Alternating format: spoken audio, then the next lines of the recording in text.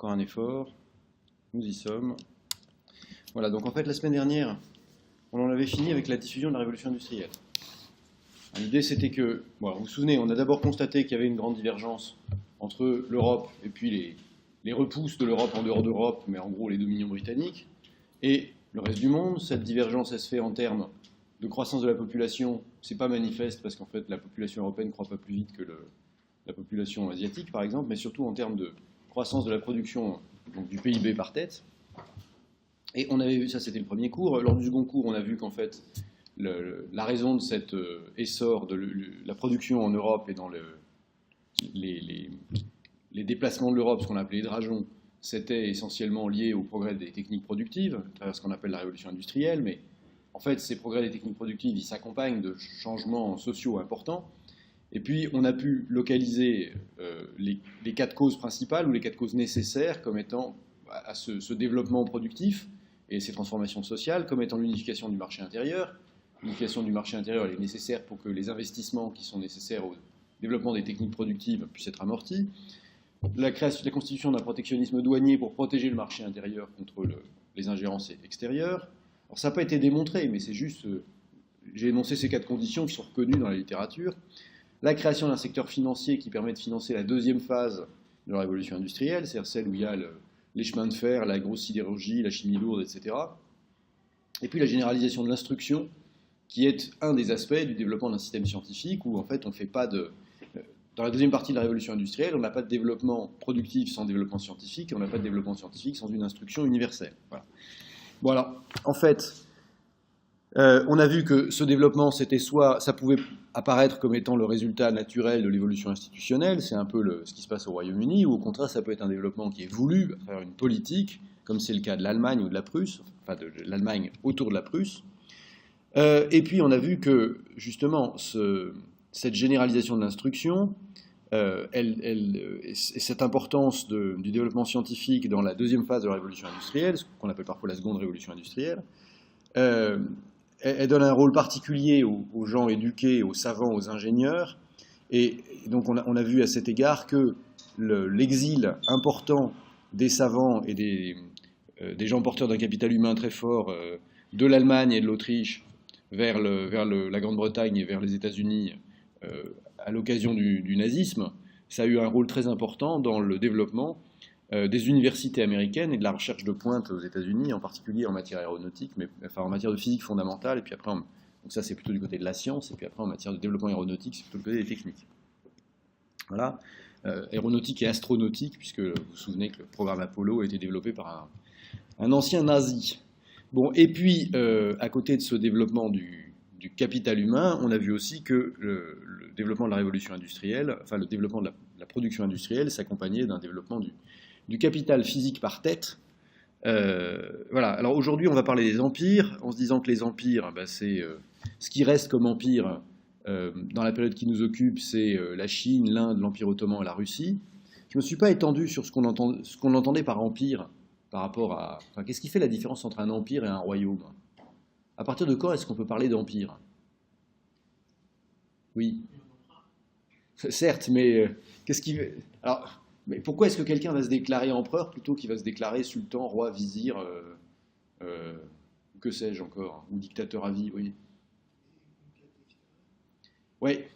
Et donc le fait qu'on fasse des conquêtes extérieures, du coup, une fois que les conquêtes extérieures sont stabilisées, quelle forme ça donne à l'empire?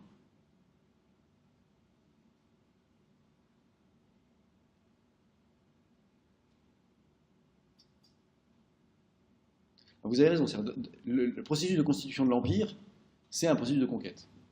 Mais le résultat de ce processus de conquête, c'est que les peuples de l'empire, vous avez l'air perplexe. Alors, si on prend l'exemple de l'Empire ottoman, par exemple, pourquoi est-ce qu'on dit l'Empire ottoman et pas l'Empire turc? Et qu'est-ce qui fait la différence entre l'Empire ottoman et la Turquie moderne?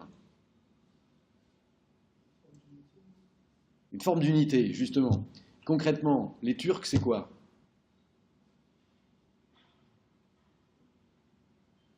On peut dire que c'est un groupe ethnique. Bon, un groupe ethnique est caractérisé par une langue. Alors il se trouve qu'il y a des Turcs en dehors de la Turquie moderne, hein, puisque les Azéris, les Kazakhs, c'est des Turcs.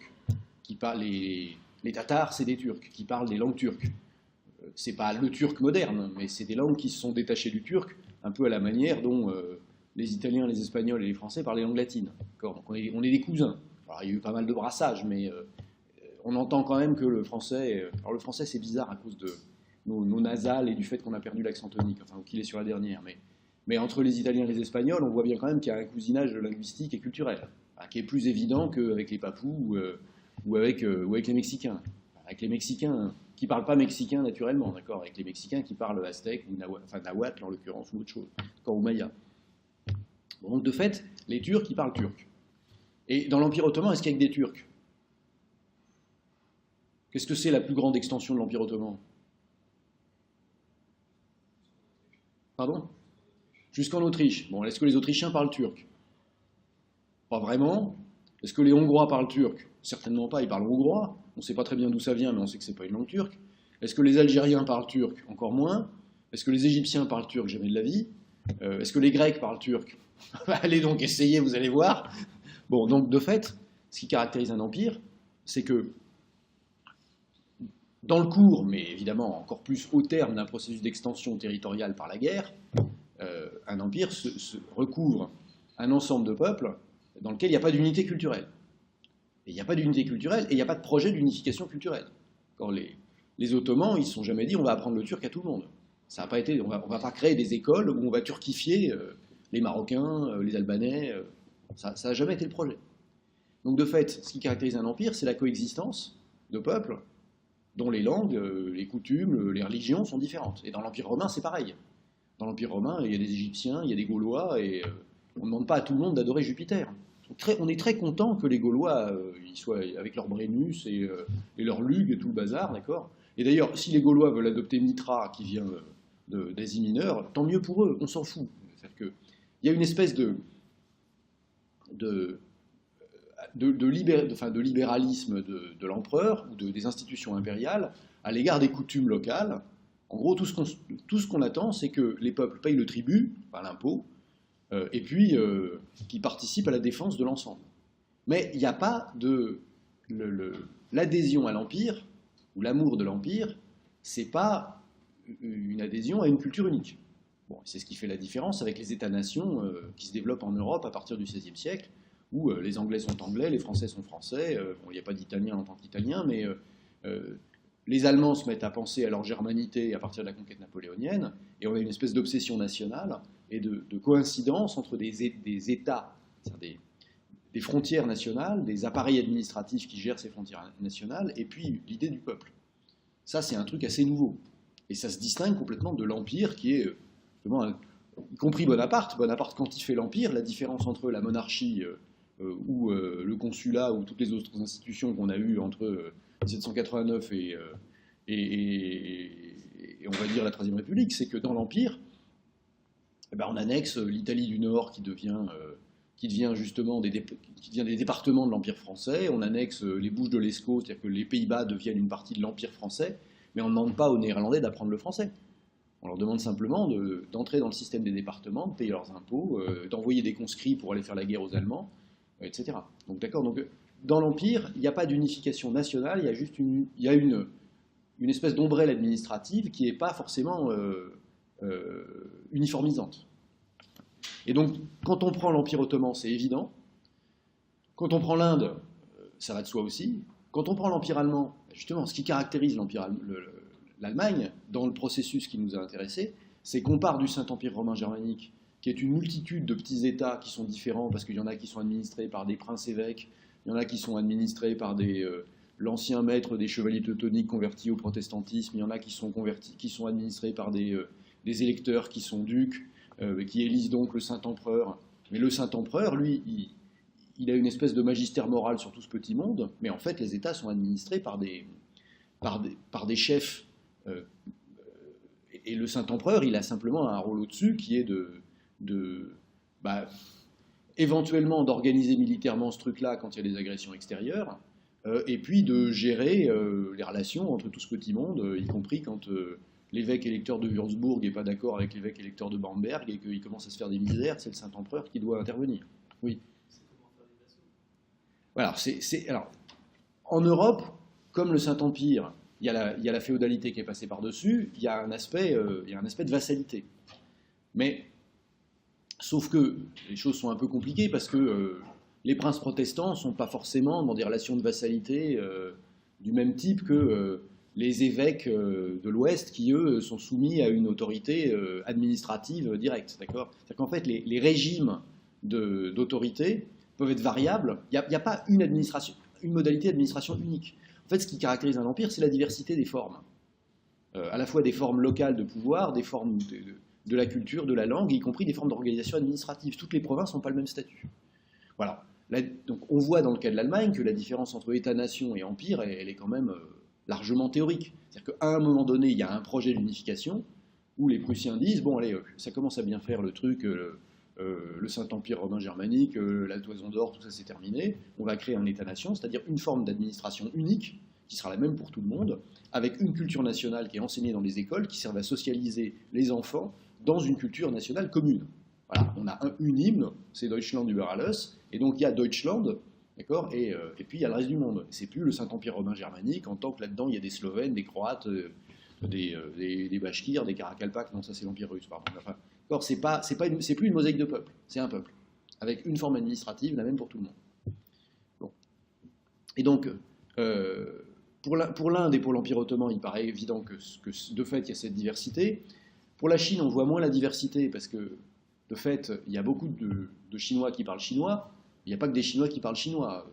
On a parlé récemment de la question du Xinjiang, par exemple, vous savez, qui est la province occidentale de la Chine, qui est en fait au contact avec le Kazakhstan. Bon, dans cette province occidentale de la Chine, il y a des Ouïghours. Les Ouïghours, alors évidemment, vu d'Arabie, les Ouïghours, ils ont l'air d'être des Chinois. Vu de Chine, bon, oui, enfin, c'est sûr qu'ils ressemblent plus à des Chinois qu'à des Congolais, mais par exemple, par différence avec les Chinois, les Han, ils sont musulmans. Alors, ça fait quand même une différence assez importante, parce qu'on ne peut pas dire que l'islam soit un caractère fondamental qui définit la nation chinoise depuis Confucius. D'accord. Bon. Et d'ailleurs, ça leur cause un certain nombre de petits problèmes, parce que manifestement, il y a un certain nombre de ces Ouïghours qui se sont sentis une tentation islamiste.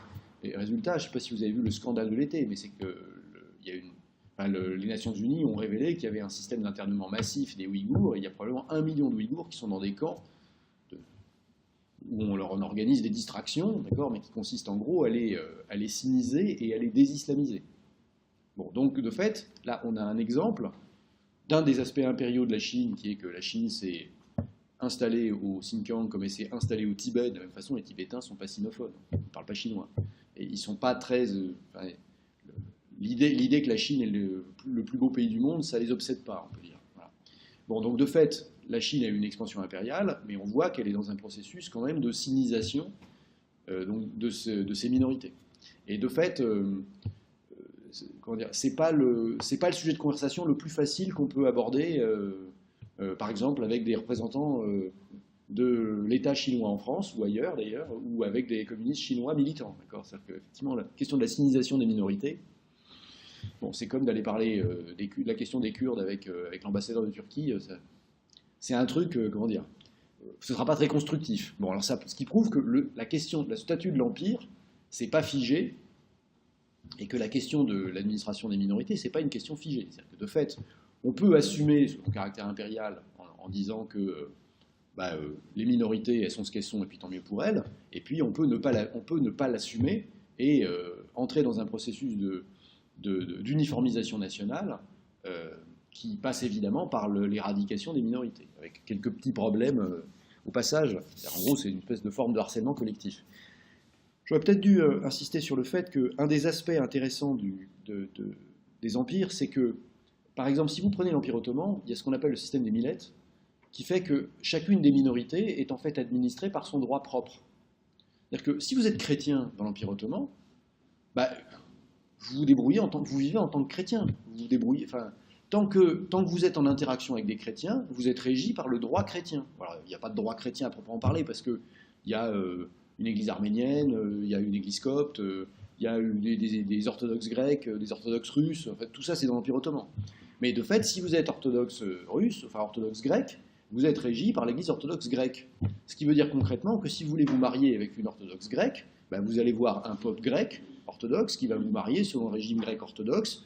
Et puis ensuite, la question de l'héritage des enfants, ce sera réglé par le droit de l'Église grecque orthodoxe. Et ainsi, tant que vous êtes dans votre communauté, vous avez un droit de votre communauté. Bon, après, si vous allez trucider un musulman, il y a une problématique de droit international qui est que là, c'est plus du droit de la communauté qui joue, d'accord? Mais de fait, c'est pas qu'il y a un droit supérieur de l'Empire. C'est que dans le droit, enfin, dans le fonctionnement du droit de l'Empire, quand vous faites des bêtises vis-à-vis des musulmans, c'est le droit musulman qui va prévaloir. Donc c'est l'organisation, mais vous voyez, donc on est dans le système impérial, c'est pas très différent d'un système international où il y a des États qui ont leur droit interne, et puis il y a un droit international qui régit le fonctionnement entre les États. Mais de fait, les États, ce n'est pas des États au sens territorial. C'est-à-dire que quand vous êtes un chrétien, quand vous êtes un orthodoxe grec, vous promenez votre droit orthodoxe grec partout où vous allez, à l'intérieur de l'Empire. Donc il y a des systèmes de droit sans territoire qui s'appliquent aux personnes. Voilà. Bon, alors évidemment, une des questions fort intéressantes aujourd'hui, c'est de savoir si les États-Unis sont ou non un empire. Ça tombe bien, ce n'est pas dans le programme, donc on ne va pas s'y attarder.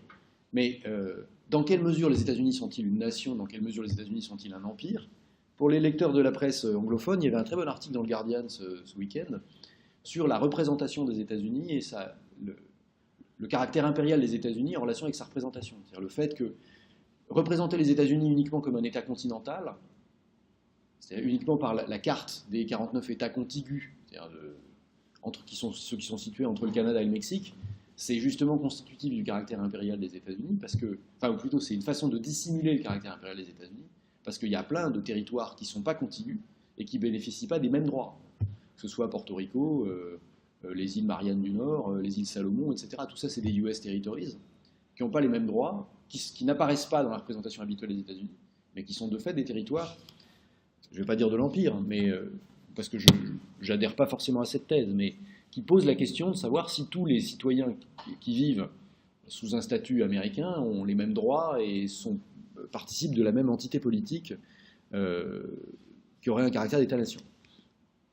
Bon, alors on avait dit qu'en gros, ces empires... alors de la même façon pour la Russie, c'est un sujet particulièrement compliqué de savoir si la Russie est un empire ou une nation. C'est-à-dire que les Russes peuvent être assez volontiers chatouilleux sur le sujet.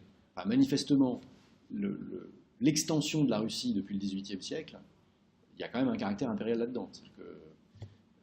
Avec ensuite un caractère voilà, avec ensuite une recherche d'assimilation. Mais on ne peut pas dire que la Sibérie orientale, ça fasse partie des frontières naturelles de la Russie. Enfin, du moins pas avant le XIXe siècle. Pas avant que l'idée se fasse qu'il fallait prendre toute la place qui était libre. Et on ne peut pas considérer que les Tchoukches, qui habitent donc le nord-est de la Sibérie, aient exactement le même rôle et la même place dans la société russe que les Russes ethniques des environs de Moscou. Et donc de fait, alors, vous pourriez dire que c'est un peuple vassal. Donc de fait, il y a une espèce de relation quasi féodale avec les chefs locaux. Bon, donc, alors pourquoi est-ce que ces empires nous intéressent? Parce que, vous l'avez dit en parlant de féodalité, ils ont une organisation politique qui paraît surannée. En revanche, quand on regarde les choses à la fin du XVIIIe siècle, ils ont une organisation économique qui n'est pas fondamentalement différente de ce qu'elle est en Europe, parce que c'est des endroits, enfin, ces empires, il y a une production industrielle qui est forte, et la production industrielle de la Chine ou de l'Inde en 1750, c'est beaucoup plus que la production industrielle de l'Europe. C'est beaucoup plus, c'est pas organisé sur le mode usinier, c'est-à-dire qu'il n'y a pas à Shanghai des usines, c'est du domestic system comme il y a en Europe. D'accord. Et donc il y a, dans les familles paysannes, on a des métiers à tisser, et puis la femme fait du tisse, et même tout le monde tisse d'ailleurs pendant les mois d'hiver. Bon, mais ce domestic system, étant donné l'importance de la population des empires, ça produit beaucoup. Et puis d'autant plus qu'il est bien intégré. Il est bien intégré dans des pays où il y a des productions de fibres textiles importantes, et où on fait donc, il y a une tradition industrielle qui fait que, sur le plan commercial, les produits indiens, ils jouent un rôle significatif, parce que justement, ce qui amène le coton en Europe, c'est la mode des indiennes. Et pendant longtemps, on appelle les tissus de coton des indiennes, parce qu'elles viennent des Indes dites orientales, c'est-à-dire ce qu'on appelle maintenant le pays qui est l'Inde, d'ailleurs essentiellement du Bengale en fait, enfin peu importe. Et donc ces tissus connaissent une certaine vogue à partir de la fin du XVIIe siècle. Pourquoi? Parce que par opposition aux productions nationales qui sont soit du lin, enfin aux productions européennes, les tissus européens par excellence, c'est quoi? C'est le lin. Le lin, c'est agréable, mais c'est tout le temps froissé, donc c'est moche. J'entends par là, du coup, c'est un truc pour le peuple, hein, parce que ça a l'air de rien. Là. Vous imaginez, vous n'êtes pas le roi d'Angleterre avec un truc tout froissé, ça ressemble à rien. La laine, c'est bien, mais l'hiver ça va, mais l'été c'est un peu chaud. Et donc le coton, ça a la légèreté du lin et la tenue de la laine. Parce que de fait, le coton, bêtement, vous pouvez l'enduire avec de l'amidon, et dans ce cas-là, c'est à la fois tout blanc et tout raide, enfin tout beau, et c'est plutôt plus agréable à porter en plein été que la laine. Bon, donc d'où intérêt pour le coton, et surtout le coton sous la forme de ces cotonnades imprimées de couleurs vives, etc., qui viennent à la mode à la fin du XVIIe et pendant tout le XVIIIe siècle. Bon, donc ceci témoigne du fait qu'il y a une industrie en Inde et qu'elle exporte même en Europe. Bon, la question, c'est de comprendre pourquoi ces pays qui avaient des industries, enfin pourquoi ces empires, qui avaient des industries importantes, ne connaissent pas un stantier de développement comparable à celui de l'Europe. Bon, alors, il y a une réponse tiers-mondiste qui consiste à dire que les Européens ont détruit l'industrie de ces pays dans le but de les affaiblir et de pouvoir les exploiter. Et qu'il y avait un projet concerté des nations européennes, etc. En fait, quand on regarde les choses, concrètement, il y a un enchaînement causal. Alors que les Européens aient eu un projet instrumental vis-à-vis des empires, ça va de soi. Qu'il y ait eu un projet concerté, ça ne tient pas la route, comme vous allez le voir dans le cas de l'Inde, parce que les Européens ne sont pas d'accord sur ce qu'il faut faire. Mais en fait, ce qui se passe, c'est que ceux qui sont il y en a qui sont plus malins que d'autres et qui réussissent à faire ce qu'ils veulent, et ça aboutit effectivement au résultat. Alors concrètement, comment est-ce que ça se passe? Concrètement, la politique va venir en soutien d'une logique économique, mais ce qui est à l'œuvre, c'est une logique économique. C'est-à-dire que de fait, ce qu'on va voir, c'est que les Européens, au début, ils importent les productions de ces empires, et puis, en fait, les progrès techniques de la production en Europe vont permettre de faire baisser les coûts de production en Europe, au point que les Européens produisent moins cher que les empires les produits qui à l'origine venaient des empires. On va prendre l'exemple du coton indien, par exemple.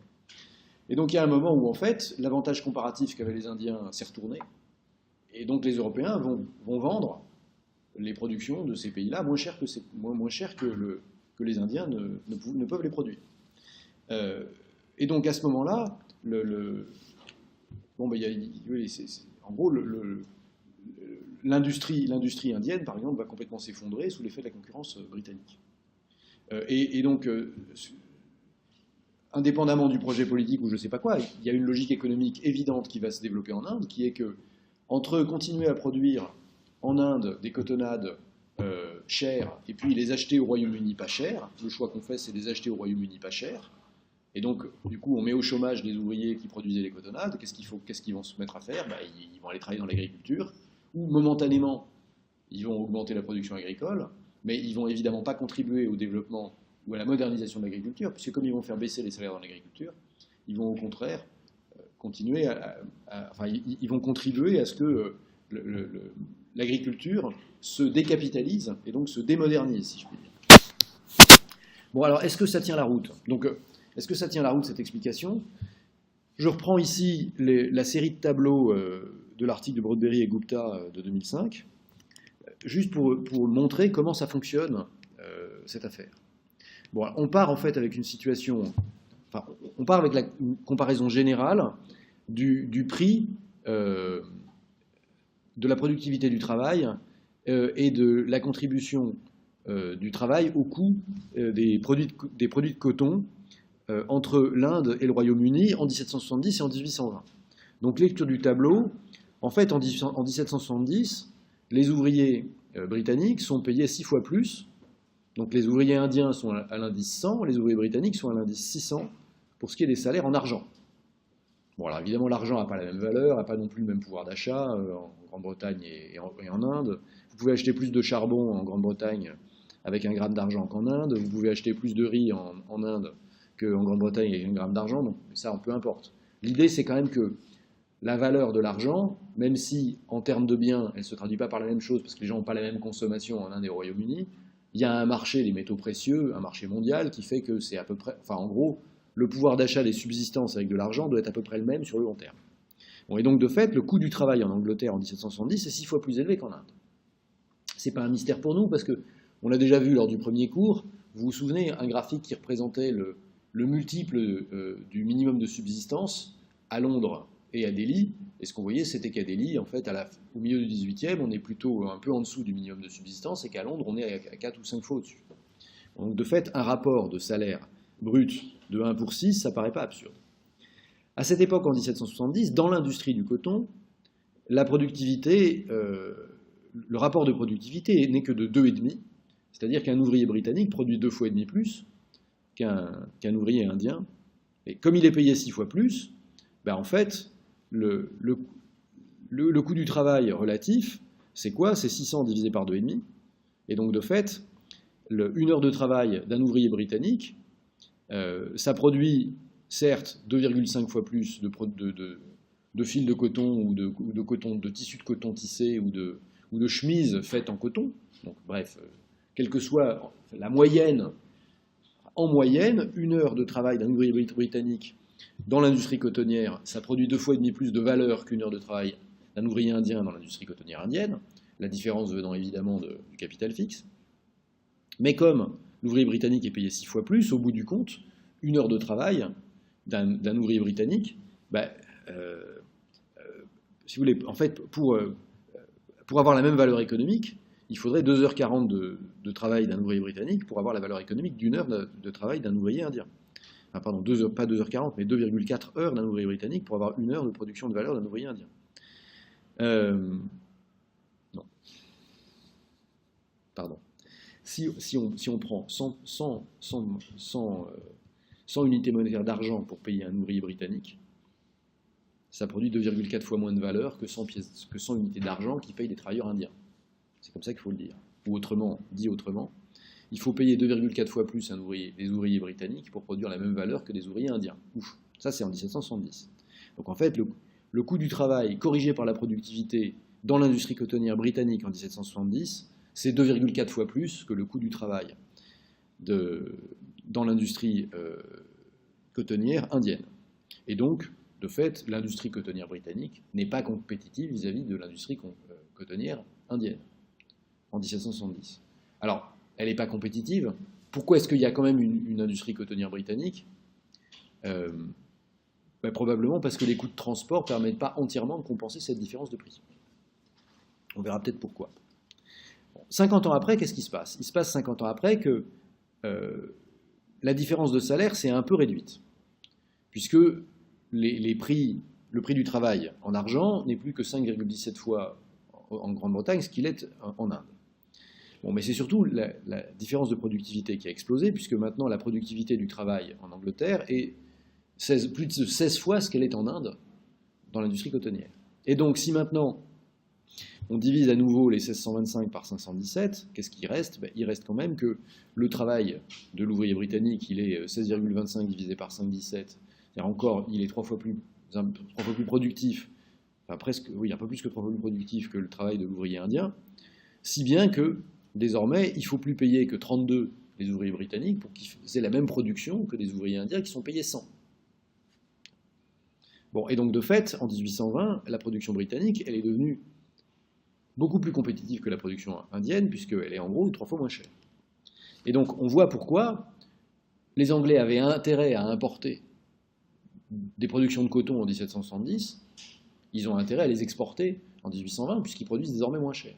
Et donc en seulement 50 ans, alors qu'ils étaient, pour des raisons simplement de coût, ou d'avantages comparatifs si vous voulez, importateurs de cotonnade indienne, en 1820 ils sont potentiellement exportateurs. Alors après, ça c'est juste une affaire de rapport de coût. C'est pas parce que les rapports de coût de production diffèrent qu'il y a des flux commerciaux effectifs. Bon, on va essayer de traduire quand même ces rapports de coût dans des prix de biens. Alors, il faut qu'il y ait des historiens économiques qui ont été calculés les prix des biens.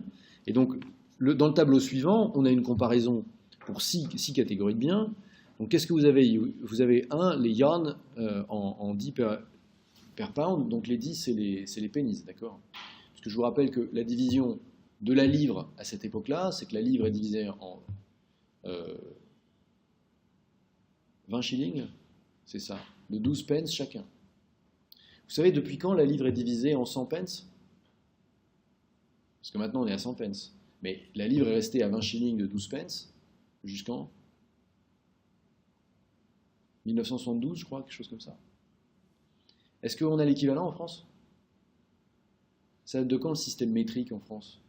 Et donc la division centésimale de la monnaie? Ça va ensemble. C'est pas 1794? Non, pardon, pour le franc, le système métrique, c'est 1794, mais la création du franc, de 100 centimes.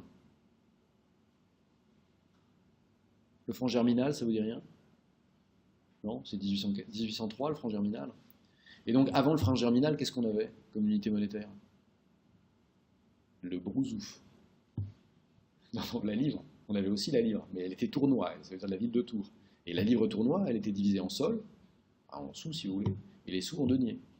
Et c'est d'ailleurs pour ça que les Anglais continuaient à écrire des livres avec des S et des D. C'est quand même assez amusant d'écrire D pour nommer un penny, quand on y pense. Enfin, ça ne va pas de soi, d'accord, d'abréger penny qui commence par un P par un D. Ça vient du fait que, en fait, les Anglais pensent en français et ils écrivent SD pour sol et denier. Voilà. Bon, donc je vous rappelle quand même que c'est quand même des monnaies latines. Hein. Le denarius, ça ne vient pas de nous. Hein.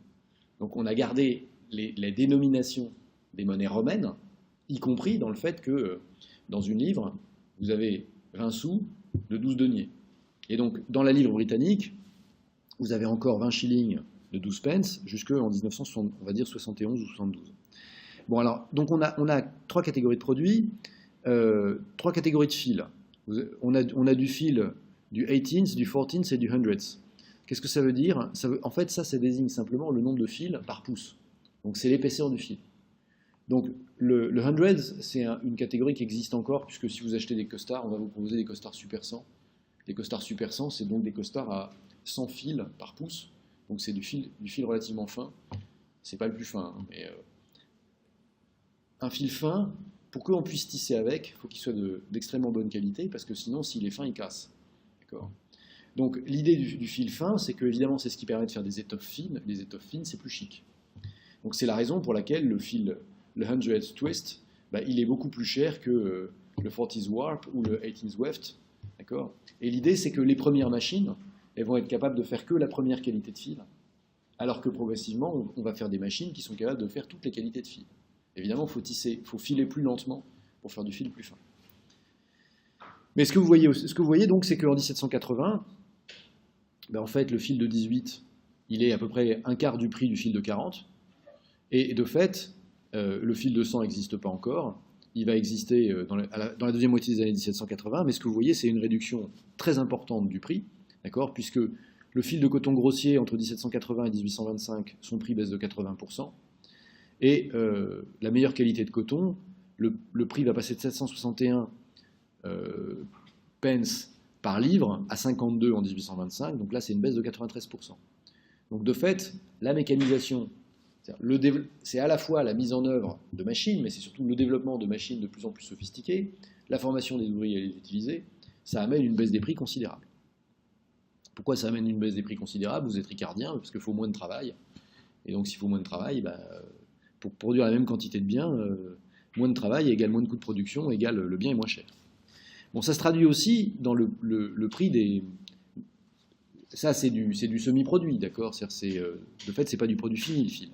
Mais si on considère maintenant les produits finis, on regarde par exemple une chemise de calicot, qui est donc du coton bas de gamme, le prix baisse de 80% entre 1780 et 1825, mais une chemise de mousseline, qui est le coton haut de gamme, d'accord, c'est encore la différence entre le calicot et la mousseline, c'est que c'est marrant parce qu'on n'a plus les noms pour les étoffes. Ça vous viendrait plus à l'esprit de parler de calicot ou de gabardine ou de nommer la qualité d'étoffe. Mais la mousseline, c'est ce qu'on peut faire de plus fin avec le coton. Et ce qu'on peut faire de plus fin, c'est évidemment ce qu'on peut faire de plus cher, parce que c'est ce qui demande le plus de travail, rien que pour faire l'étoffe. Donc vous voyez que le différentiel de prix, il baisse pas vraiment relativement, puisque en fait la mousseline baisse moins que le calicot, et de fait le rapport du prix entre le calicot et la mousseline, ça passe à 1 pour 3, alors que c'était pratiquement 1 pour 2. Donc il reste, c'est pas parce que les prix baissent qu'il n'y a pas du haut de gamme. Bon, mais en tout cas, ce qui est spectaculaire quand même, c'est en seulement une quarantaine d'années, ou une cinquantaine d'années, la baisse vertigineuse des prix qui s'obtient par l'amélioration technique, comme vous le savez, puisque maintenant, on a vu le départ de l'amélioration technique, on n'a pas vu la fin. Mais ce qu'on a vu quand même, on en a un peu parlé la semaine dernière, c'est que, en fait, la raison pour laquelle les prix ne baissent pas plus radicalement, c'est parce que quand une nouvelle génération de machines arrive, il n'est pas certain que la nouvelle génération de machines soit rentable compte tenu du coût du travail. Et donc on continue en grande partie à produire avec les anciennes machines, même quand les nouvelles machines arrivent, si on a installé des anciennes machines. Alors que dans les pays qui construisent de toutes pièces leur industrie textile à la fin du 19e siècle, comme les États-Unis, où on installe directement les nouvelles machines, on commence directement à produire à un niveau de prix encore plus faible. Voilà, alors donc, on l'a dit, augmentation de la productivité du travail, comme c'est évident ici, ça amène une baisse des prix, à la fois des produits semi-finis et des produits finis. En fait, cette baisse des prix, concrètement, qu'est-ce que ça veut dire? Ça veut dire que les coûts de production au Royaume-Uni se rapprochent des coûts de production qui sont les plus bas du monde, qui sont les coûts indiens. Et donc, on a des prix qui sont des prix locaux, sur des marchés qui sont des marchés locaux, qui ne sont pas connectés parce que le coût de transport est important. Développement des transports, développement des techniques, égale convergence des prix vers un prix mondial. Alors, j'ai pas le graphique, il est dans le livre de Allen, pardon. J'aurais pu faire, j'ai pas trouvé sous une belle forme, j'aurais pu faire une photo, c'est aussi bien si vous allez le voir. Bon, si vous considérez qu'il faut que j'ajoute une photo, envoyez-moi un mail et je mettrai une photo, ce sera pas plus mal, mais l'idée c'est quand même qu'on ait une convergence du prix britannique vers le prix mondial, et à partir du moment où on a une convergence du prix britannique vers le prix mondial, la production britannique, puis il y a même un moment d'ailleurs où le prix britannique, ça devient le prix mondial. Parce que de fait, les Indiens produisent plus cher. Et donc ça doit très naturellement se traduire par quoi? Par l'inversion des flux commerciaux. Parce que dans un premier temps, tant que les Anglais sont chers, ils vont importer des productions indiennes, et puis une fois que les Anglais vont être moins chers, c'est les Indiens qui vont importer les productions britanniques. Est-ce que c'est vrai?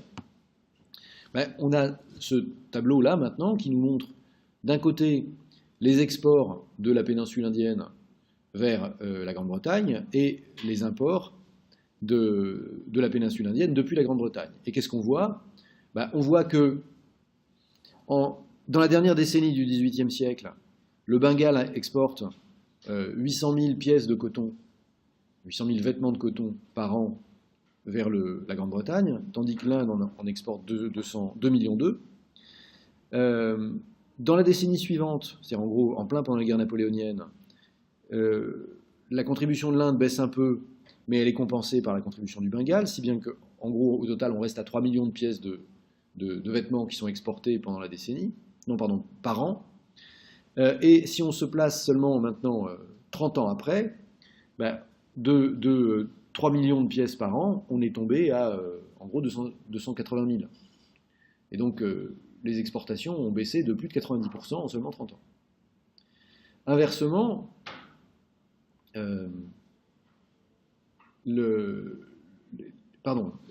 la deuxième colonne, c'est pas les exportations des Britanniques vers l'Inde, c'est les exportations totales de l'Inde sur le marché mondial. Et ce qu'on voit, c'est que, alors que en gros, le Royaume-Uni, c'était la moitié des exportations indiennes, puisque les Indiens exportaient 4,5 millions d'articles textiles par an dans la dernière décennie du XVIIIe, dont 2,2 millions vers la Grande-Bretagne. En fait, au milieu du XIXe siècle, les Indiens exportent encore 2 600 000 pièces, dont 300 000 vers la Grande-Bretagne. C'est-à-dire qu'en fait, la part des exportations vers la Grande-Bretagne s'est réduite. En revanche, les Indiens ont gardé les autres marchés, à peu près au même niveau. Puisqu'ils sont toujours... en 1790, il y avait 4,5 millions, dont 2,2 millions vers la Grande-Bretagne, ça veut dire 2,3 millions vers le reste du monde. En 1840, il y a 2,6 millions, dont 300 000 vers la Grande-Bretagne, ça veut dire 2,3 millions vers le reste du monde. Donc de fait, la production indienne, qui sert à alimenter la demande britannique, elle baisse continuellement à partir des années 1790. En revanche, les Indiens réussissent à maintenir le même volume d'exportation vers le reste du monde, dans un contexte où quand même la demande mondiale doit augmenter. Mais en parallèle, ça c'est le tableau suivant, les Indiens se mettent à importer donc des productions britanniques, puisque en 1830, sur une consommation totale de 375 millions de livres de coton par les Indiens, alors, encore une fois, les Indiens, il n'y a pas une unité politique déterminée, d'accord ? C'est un ensemble d'États. Donc sur ces 375 millions qui sont consommés dans la péninsule indienne, dans le subcontinent indien comme on dit, il y a 3,9% qui vient des productions britanniques, donc c'est des exportations des Britanniques. 25 ans après, la consommation a augmenté d'en gros 20%, puisqu'on consomme maintenant 450 millions de livres de coton par an. La part de marché des Britanniques, c'est maintenant 35% de ce marché-là. Donc en fait, les producteurs britanniques ont pris plus que l'augmentation. Ils ont commencé à produire à la place des producteurs, à se substituer à des producteurs nationaux. Et encore 25 ans après, alors que la consommation a encore augmenté puisqu'elle est désormais de 600 millions de tonnes, la part de marché des Britanniques est de 58%, ce qui veut dire donc que les Britanniques produisent 350 millions des 600 millions de tonnes, donc les Indiens n'en produisent plus que 250 millions. Donc de fait, la production par les Indiens a baissé d'un tiers, alors qu'ils consomment 80% de plus. D'accord ? Et donc c'est les Anglais qui ont pris la place. Bon donc, et encore une fois, pour prendre la place, c'est pas qu'ils ont interdit aux Indiens de produire. C'est simplement un mécanisme de marché qui a fait que les Britanniques produisant moins cher, ils ont réussi à prendre des parts de marché aux producteurs indiens. Alors, si on essaye maintenant de résumer, en fait, enfin de mettre une chronologie là-dedans, ce qu'on voit, c'est quoi ? C'est que, d'abord, on a une phase de consommation extrêmement marginale du coton par les Britanniques, et ça, c'est en gros jusqu'au quatrième quart du XVIIIe siècle. Parce que si vous voyez la consommation de cotonnade, enfin de tissu de coton, en Grande-Bretagne, en millions de livres par an, on est à 1 million dans les dernières années du XVIIe siècle. Et puis en fait, ça reste le même ordre de grandeur pratiquement jusqu'au milieu du XVIIIe. Et c'est seulement dans la décennie 1770 que la consommation se met à augmenter. Pardon, c'est seulement dans la décennie 1780 que la consommation se met à augmenter fortement, puisqu'elle est multipliée par plus de 3 entre la décennie 1770 et 1780. Et donc c'est à ce moment-là que le coton devient vraiment un objet de consommation important. Bon, et je ne sais pas si je vous avais raconté, mais ce qui est important là-dedans, c'est que ça témoigne d'un changement considérable d'habitude de consommation. Parce que les vêtements de laine, dans la société traditionnelle, c'est des vêtements dont la durée de vie est celle d'une vie. C'est-à-dire que quand vous devenez adulte, alors évidemment, pas dans la classe dirigeante, d'accord, mais dans les 80%, à 85% de la population qui sont des paysans, quand on a sa taille adulte, on reçoit des vêtements de laine ou on acquiert des vêtements de laine qu'on va garder vraisemblablement la plupart de sa vie. Alors que les vêtements de coton n'ont pas cette vocation à durer. Et donc les vêtements de coton, ils sont représentatifs d'un changement d'habitude de consommation qui est qu'on va acquérir des vêtements qui n'ont pas vocation à durer. Bon, en fait, une grande partie de la révolution industrielle, c'est ça, c'est la transformation, la transformation d'une consommation de biens qui n'avaient pas vocation à être renouvelés en biens qui vont être des biens fongibles. Un autre exemple, c'est la vaisselle. Qu'est-ce que c'est le matériau dans lequel on fait la vaisselle au XVIIe siècle ? Pardon ? Non, la porcelaine, c'est vraiment un truc du XVIIIe. La porcelaine, attention, parce que la porcelaine, hein, c'est celle qu'on fait à partir du kaolin. Donc à partir de cette argile blanche, translucide, extrêmement fine. En fait, c'est les procédés de fabrication qu'on pique aux Chinois. Et c'est la dernière forme de terre cuite. Avant, on a des faïences. Mais la porcelaine, c'est très tard. Et les manufactures de porcelaine, Sèvres, Limoges, c'est vraiment la deuxième moitié du XVIIIe. Mais donc, je ne pense pas que dans les misérables chaumières des comtes de Perrault, on ait de la porcelaine de Sèvres dorée à l'or. Bon, alors, si vous étiez... Moi, du côté de ma mère, on est du Limousin. Alors, dans le Limousin, c'est pas compliqué, la vaisselle. En fait, la table est creusée, d'accord, et on mange même la table. Donc, il n'y a pas de problème de vaisselle, un seau d'eau après le repas, et on n'en parle plus. Mais... disons que quand on s'éloigne un peu plus de la bête, parfois on a des assiettes dans lesquelles on met le manger. Et alors, question, dans quoi est-ce qu'on fait, quel est le matériau dans lequel on peut faire des assiettes, mais aussi des couverts, et qui est parfaitement durable parce que ça vous dure la vie? Comment? Oui, non, le problème de l'acier, c'est que ça rouille. Pardon? Ce serait joli, mais c'est pas encore ça. Non, c'est marrant, vous avez jamais vu ça? Comment? Encore moins. En fait, les procédés industriels, le problème de l'aluminium, c'est que en fait, le minerai d'aluminium, qui est la bauxite, pour le raffiner, pour séparer le métal aluminium des oxydes d'aluminium, c'est des procédés par électrolyse. Et ça, c'est quand même un peu la fin du 19e. Mais de fait, vous avez raison, il y a des vaisselles d'aluminium qui sont très à la mode dans les années 20-30, mais du 20e siècle. Ah, c'est marrant, vous ne voyez pas ce que c'est. C'est l'étain. Le métal, par excellence pour faire les couverts, c'est l'étain. Et donc on a des plats d'étain. D'ailleurs, il y a un commerce parisien qui s'appelle Au plat d'étain, parce que de fait, c'est le matériau pour faire les plats, les assiettes, les gobelets, et les cruches. Enfin, tout est fait en étain. Et un truc en étain, alors c'est un métal qui est plus malléable que l'acier, et surtout qui ne s'oxyde pas. D'accord, c'est quand même un gros avantage. Donc ça, quand vous faites l'acquisition d'une vaisselle d'étain, ça peut vous durer pas mal de générations. Puis vous pouvez la mettre au lave-vaisselle si vous voulez. C'est-à-dire que, de toute façon, vous pouvez la mettre à ce que vous voulez, c'est indestructible. À moins d'utiliser des armes nucléaires ou des trucs un peu solides, mais bon, c'est pas fait pour être cassé. Et donc par opposition, la vaisselle de terre cuite, mais c'est exactement comme les cotonnades. La vaisselle de terre cuite, c'est du truc de bobo, quoi. C'est du truc d'urbain. Ça dure pas, la terre cuite. Que vous appeliez, que ce soit de la faïence ou de la porcelaine, ça se casse, vous laissez tomber une assiette d'étain, bah, elle va se tordre un peu, d'accord, mais ça ne vous empêchera pas d'y manger. Alors, évidemment, ça n'aura pas l'aspect fin et remarquable de la porcelaine de Limoges ou de Sèvres, ou de Meissen, ou de Chine, mais c'est quand même autrement plus durable. Et donc, de fait, là, vous voyez l'entrée dans la consommation de masse de produits qui n'ont pas vocation à durer. Ça se lit là. Mais jusqu'à la décennie 1780, la consommation de coton au Royaume-Uni est négligeable parce que c'est que les classes dirigeantes qui se font des robes d'été et ça ne fait pas grand-chose. Bon, alors à partir des années 1780, ce qu'on voit, c'est que le coton commence à concurrencer la laine sur le marché domestique, jusqu'à prendre une place significative dans la consommation. Et alors, quand est-ce qu'il y a vraiment quelque chose de nouveau qui va apparaître? C'est quand la Grande-Bretagne va devenir exportatrice nette, soit de fil de coton, soit de tissus de coton tissé, soit même d'articles en coton. Et donc, quand la Grande-Bretagne va commencer à prendre une place sur le marché mondial de la production d'articles en coton. Et ça, c'est la décennie 1820. Donc, 3 étapes. Une étape où il y a juste une consommation aristocratique de coton qui n'est pas significative à l'échelle de l'économie.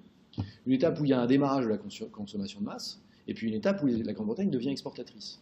Pourquoi c'est important? Parce que, concrètement, ça montre comment ils ont fonctionné, les Britanniques. C'est-à-dire que, tant que c'est une production de luxe, de fait, on importe. Et concrètement, on gagne du pognon en revendant aux nobles ce qu'on a acheté en Inde. Mais c'est pas la peine de faire des usines en Grande-Bretagne parce qu'il n'y a pas de pognon à faire. En construisant des usines, la demande n'est pas suffisante. À partir du moment où il y a une demande nationale, si on veut gagner du blé, il faut servir la demande nationale. C'est là qu'il y a du blé à gagner, parce qu'il y a plus de blé à gagner en servant la demande nationale qu'en allant chercher aux Indes. Et puis, il y a un moment où, en faisant face à la concurrence indienne, on a développé des méthodes productives qui font qu'on est plus productif, et donc on va pouvoir exporter dans le monde entier pour faire encore plus de blé. Enfin, j'entends de pognon, pas de production de céréales, d'accord? Bon, et donc de fait, la dernière étape, c'est quand les Anglais reviennent en Inde pour installer des filatures où ils vont filer le coton indien à Bombay. Pas pour le vendre au Royaume-Uni, mais pour le vendre... de fait, aujourd'hui, là où on produit les vêtements, c'est plutôt au Bangladesh et un peu au Pakistan, mais en fait, les Bengalis, ils achètent des tissus indiens et des tissus pakistanais. Alors, tout ça, c'était l'Inde. Mais donc, de fait, le fil qu'on produit à Bombay, il va être utilisé dans tout l'Empire indien, enfin, dans tout l'Empire britannique des Indes. Alors, quand on dit les Anglais installent des filatures dans la région de Bombay, c'est pas ils installent une filature modèle, ragnagna, c'est la production de l'État de Bombay en 1913, c'est qu'il y a 360 000 tonnes de coton brut par an qui sont filées. C'est plus que la production française. Donc, c'est pas négligeable. À l'échelle du subcontinent indien, c'est pas grand-chose. Mais c'est pas considérable, parce que l'Inde c'est beaucoup plus grand que la France. Et de fait, la France c'est quand même la 4e puissance industrielle mondiale, derrière la Grande-Bretagne, les États-Unis, l'Allemagne. On vient juste après. Y compris en matière de filature de coton, l'Inde est devant nous, est devant les Français. Donc, de fait, l'effort d'industrie... Alors, c'est là que ça commence à devenir amusant. C'est-à-dire qu'il y a un effort de réindustrialisation de l'Inde par les Anglais. Alors, c'est pas qu'ils ont décidé d'industrialiser l'Inde, mais c'est qu'il y a du pognon à se faire, à développer des filatures en Inde qui vont permettre de servir la demande locale. Évidemment, la demande du reste du monde, elle est servie à partir de Manchester. Et si on regarde un peu plus généralement, en fait, l'industrialisation de l'Inde, l'état d'industrialisation de l'Inde, justement, dans cette période qui précède le démarrage, enfin, la Première Guerre mondiale, en fait, on se rend compte que, alors, on va regarder région par région, enfin, on va pas regarder région par région, mais si on regarde l'état du Bihar, c'est le nord-est de l'Inde, c'est en fait juste le nord-ouest du Bangladesh, d'accord, enfin, de l'actuel Bangladesh. En fait, dans le Bihar, dans le Bihar, il y avait à peu près 22% de la population active occupée en 1800 qui travaillait dans l'industrie, c'est-à-dire qui contribuait à la production industrielle dans le cadre du domestic system. Donc il y avait en gros un actif sur 4 qui filait, ou tissait, ou cousait des chemises, ou des saris, si vous préférez. En 1900, c'est 6%. Pourquoi ? Parce que une grande partie de la main-d'œuvre qui était nécessaire à la production de vêtements, en fait, elle n'a plus de boulot, elle a été mise au chômage par l'importation des productions britanniques. Alors, qu'est-ce qu'elle fait ? Évidemment, les gens du Bihar, ils ne vont pas travailler à Bombay parce qu'il n'y a pas de métro pour y aller, ça fait trop loin. En revanche, bon, on peut imaginer ça comme ça, mais c'est vrai qu'en contrepartie, les Anglais ont investi pour développer la production de jute.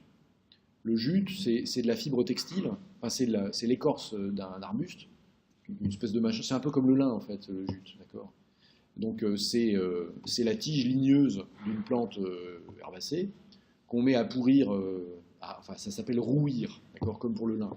Et ensuite vous détachez les fibres, et puis avec ça vous faites quoi ? Vous voyez quel aspect ça a, le jute ? C'est une fibre textile assez grossière, brune, qui sert à faire soit des sacs grossiers, soit des cordes, d'accord ? Parce que les fibres sont très longues, donc c'est pratique pour faire des cordes. Et donc, de fait, le Bangladesh, enfin le Bengale, l'actuel Bangladesh, est le premier producteur de jute au monde. Il faut dire que la plante qui sert à faire le jute, elle ne pousse pas dans les climats européens. C'est là-bas qu'il faut la faire. Et donc, de fait, le Bengale est le gros producteur de tout ce qui sert à faire des textiles industriels, quoi. Mais si on fait la somme des filatures de Bombay et de toute la filière de production du jute au Bengale, on est à moins de 1% de la population active. Et donc, pourquoi on est à moins ? Donc, la réindustrialisation de l'Inde par les Anglais après le processus de désindustrialisation, ça ne compense absolument pas la désindustrialisation. Pourquoi ? Pourquoi d'ailleurs ? Pourquoi est-ce que les emplois recréés par les Anglais, ça ne compense pas en masse les emplois détruits ?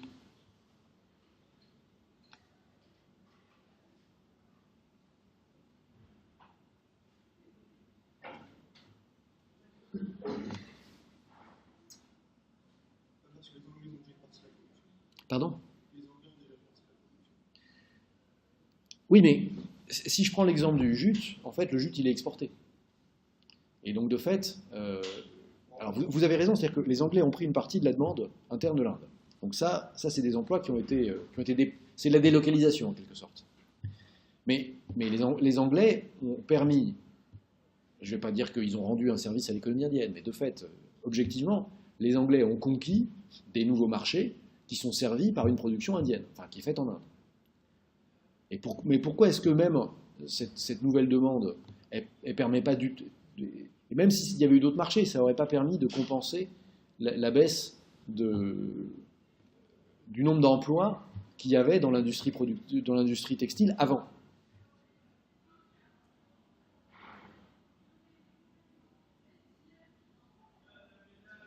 C'est une question fondamentale pour les économistes.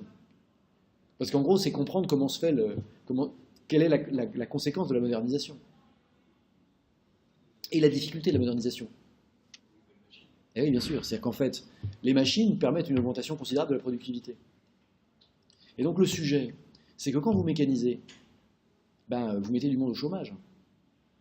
Alors, quand on a dit, ouais, d'accord, mais le coût de la main-d'œuvre est très élevé, donc on a intérêt, etc. Oui, mais enfin, si vous substituez de la production mécanisée à de la production pas mécanisée, il y a des gens qui sont au chômage. Question, qu'est-ce que vous en faites? Dans le développement, dans l'industrialisation de l'Europe, les choses n'ont pas été simples parce qu'il y a eu des moments où les machines mettaient les ouvriers au chômage. En particulier dans le textile, est-ce que vous avez des exemples de crises sociales qui sont liées à la mécanisation de la production?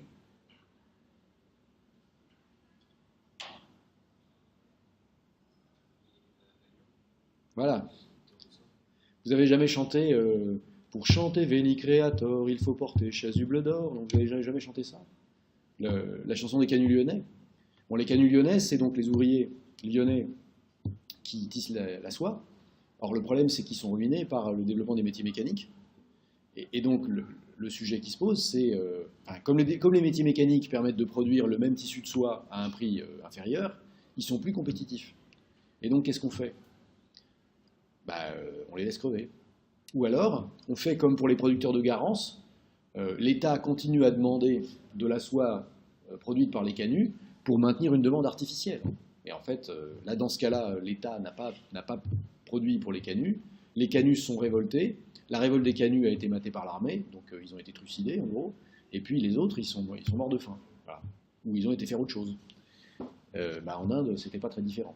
Donc de fait, ce qui se passe, c'est que en Inde, le processus il s'étale sur pratiquement tout le 19e siècle.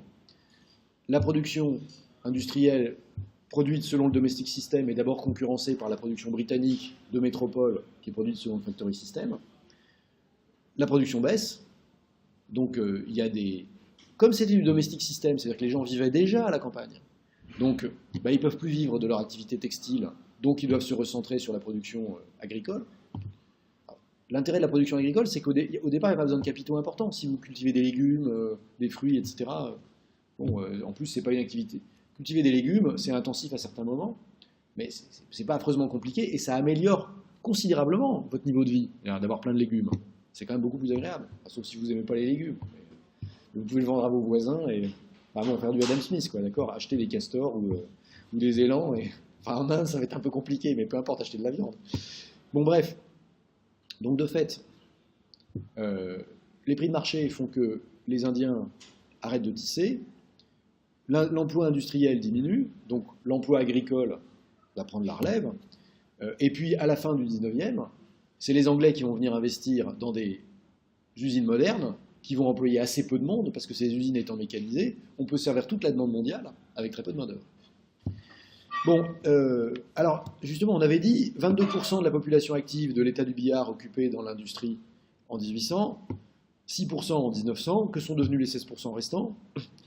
J'ai postulé qu'ils allaient travailler dans l'agriculture à cause d'une question de proximité, puisque comme c'était du domestic system, ça veut dire que c'était les campagnards qui, chez eux, produisaient du textile. Et donc s'il n'y a plus de textile, la reconversion naturelle, c'est de produire autour de chez soi et donc de travailler au jardin. Est-ce qu'ils peuvent faire un autre métier? Ce qui est important, c'est quand même de constater qu'en 1850, il y a 1% de la population indienne qui est scolarisée, à peu près 6% qui sait lire. Alors, évidemment, ces estimations sont à la louche, parce qu'on n'a pas fait de dénombrement du nombre d'électeurs, mais en gros, l'ordre de grandeur, c'est 5%. Ce qui signifie que ceux qui étaient les ouvriers du textile, ils ne savent pas lire et ils n'ont pas eu de formation importante. Donc, qu'est-ce qu'ils peuvent faire comme métier? Tout ce qu'on peut faire quand on ne sait rien. C'est-à-dire pas grand-chose, d'accord? Donc, vous pouvez travailler comme journalier, c'est-à-dire vous employer comme homme de peine. Ça, c'est plutôt pour les garçons, parce que pour les femmes, c'est pas très bien perçu qu'elles aillent travailler comme femmes de peine. Vous pouvez être marchand ambulant, vous pouvez être mendiant. Enfin, bon, c'est quand même pas des métiers qui rapportent beaucoup, on va dire. Puis surtout, c'est pas des métiers où il y a une perspective d'accumulation capitalistique et où vous lancez un processus de croissance, etc. C'est des métiers c'est des métiers qui sont emblématiques du tiers-monde actuel, ce qu'on appelle pudiquement les pays en voie de développement, en tant que ça ne développe rien du tout. Parce que c'est pas des métiers où vous construisez du capital humain, c'est pas des métiers où vous accumulez du capital fixe, donc c'est des métiers où vous serez toujours au ras du minimum de subsistance dans le meilleur des cas. Et c'est ça le drame. C'est-à-dire qu'en fait, on avait des métiers qui permettaient de produire en vue d'exporter sur un marché international où les termes de l'échange étaient favorables, mais plutôt que de protéger ces secteurs qui bénéficiaient de termes de l'échange favorables et donc qui rapportaient du surplus et qui permettait de l'accumulation, ben en fait, l'Inde a laissé a laissé prendre ce segment rémunérateur par des producteurs extérieurs. Alors pourquoi est-ce que l'Inde a laissé prendre? Parce qu'il n'y avait pas d'organisation politique en Inde, ou plutôt parce que les Maharajas, les autorités politiques des différents États se sont pas entendus, n'avaient pas la vision d'eux, ou si elles l'avaient et qu'elles se sont révoltées en 1857, c'était trop tard. Et donc, de fait, l'Inde a laissé démanteler ce qui était son avantage compétitif. Alors pourquoi je dis qu'elle a laissé démanteler? Parce que, j'avais dit, en fait, la désindustrialisation des empires, c'est le résultat d'un processus où j'ai dit, il y a 1 de la technique, 2 de la mondialisation et 3 de la politique. On va voir maintenant ce qu'il en est de la politique. Et dans la politique, les Britanniques n'ont pas voulu faire du mal aux Indiens. Ils ont simplement voulu acheter et vendre le mieux possible. Et c'était ça qui les intéressait. Mais de fait, quand on met en perspective maintenant la politique britannique, ben, on voit quand même qu'elle a été un peu plus intelligente que la politique des Maharajas du Rajasthan, mais aussi que la politique des Français. Alors, qu'est-ce qu'on peut voir comme politique? Ce n'est pas une série de décisions continues, d'accord? C'est pas que Cromwell est arrivé avec un master plan en disant on va dominer le monde et aujourd'hui on va faire ça et dans 10 ans on fera ça et dans 100 ans on sera les maîtres du monde. C'est pas ça. C'est que, bon, effectivement, Cromwell il a pris un Navigation Act en 1651. Qu'est-ce que c'était un Navigation Act? C'était que le commerce avec l'Angleterre était réservé aux navires britanniques. C'est-à-dire, enfin, aux navires qui étaient armés par des capitaux anglais et des équipages anglais. Concrètement, si on fait du profit à faire du commerce, ce profit, il revient aux Anglais. Et il n'est pas question qu'on laisse le profit du commerce à des Dutch ou à des je sais pas quoi. Premier truc, le commerce, c'est le profit, et donc le profit, il faut qu'il vienne chez nous. Sous-entendu, il faut aussi qu'il soit imposable, d'accord? Mais surtout, il faut qu'il vienne chez nous. Ça, c'est le premier truc politique qui est délibéré. Donc on fout dehors les étrangers du commerce. Parce que ce n'est pas les étrangers qui vont gagner du pognon en vendant des marchandises aux Anglais. Comme si ça ne suffisait pas de faire un Navigation Act en 1651, on en refait en 1660, 1663, 1673, 1696, et je passe tous ceux du XVIIIe siècle. Régulièrement, on met à jour. Alors, on ne met pas à jour de la même façon que les Français refont tout le temps la même loi tous les 5 ans, ou le même édit du roi, parce que comme il n'est jamais appliqué, on recommence. Non, non, on met à jour, parce qu'il y a peut-être des détails à changer, pour garantir, effectivement, le monopole commercial aux navires britanniques. Bon. Alors, ok, on a le monopole du commerce. Ensuite, à destination des Britanniques, que ce soit sur le mainland, enfin pardon, sur l'île, ou bien des Britanniques aux colonies, par exemple en Australie, ou dans ce qui deviendront les États-Unis, d'accord, les colonies d'Amérique du Nord. Bon, mais ça, c'est pas encore grand-chose. À s'assurer que ce sont des nationaux qui vendent aux nationaux, ça veut simplement dire qu'on ne va pas les dilapider ce qu'on a gagné en le donnant à d'autres. Mais il faut encore aller gagner. Alors comment est-ce qu'on va gagner? En s'assurant la conquête des marchés. Et donc comment? On a des adversaires en matière commerciale, c'est les Français. Pourquoi on a des adversaires en matière commerciale? Parce que les Français, ils entretiennent des bonnes relations avec les Iroquois en Amérique du Nord. Et les Iroquois, c'est le commerce des peaux. Donc on va foutre dehors les Français. Déportation des Acadiens, victoire militaire dans ce qui deviendra le Canada. D'accord? Donc ça, c'est réglé pour les Français. Mais là, on ne va pas insister là-dessus, parce que le développement industriel du Canada au XVIIIe siècle, c'est de la science-fiction, d'accord? Bon, personne n'y pense. En revanche, le vrai terrain de la guerre, là où il y a vraiment du pognon à court terme à se faire, c'est la péninsule indienne. Pourquoi? Les Français ont des comptoirs. Donc vous avez peut-être entendu le nom. Déjà, Pondichéry, ça vous dit quelque chose? Pondichéry, de fait, c'est un comptoir français. Donc ça veut dire que c'est une ville où les Français ont une implantation qui leur permet de faire du commerce. Mais il n'y a pas que Pondichéry. Il y a aussi Chandernagor, Carical, Mahé. Bon, les Portugais avaient aussi des comptoirs à Goa, par exemple. Donc, de fait, l'Inde, il y a des postes commerciaux, et l'enjeu de la guerre, c'est évidemment le contrôle des comptoirs et des territoires autour où on peut faire du commerce. Bon, et en fait, là où les Anglais sont quand même pas idiots, c'est que plutôt que d'essayer de gérer la guerre depuis la métropole, ils ont en fait un représentant de leurs intérêts en Inde qui s'appelle l'East India Company, et la couronne d'Angleterre demande tout simplement à l'East India Company de gérer la guerre. Vous faites des profits commerciaux sur place, achetez-vous une armée et battez donc les Français. Et de fait, l'East India Company bat les Français. Bat les Français en faisant quoi? En levant non pas des centaines, non pas des milliers, mais juste des dizaines de milliers de mercenaires. Et donc à la fin de la guerre de 7 ans, l'East India Company a plus de 30 000 hommes en armes. C'est quand même pas mal, hein. Une armée de 30 000 hommes, ça commence à compter. Bon, et pendant ce temps, donc, et l'objectif des Anglais dans ce conflit, c'est quoi?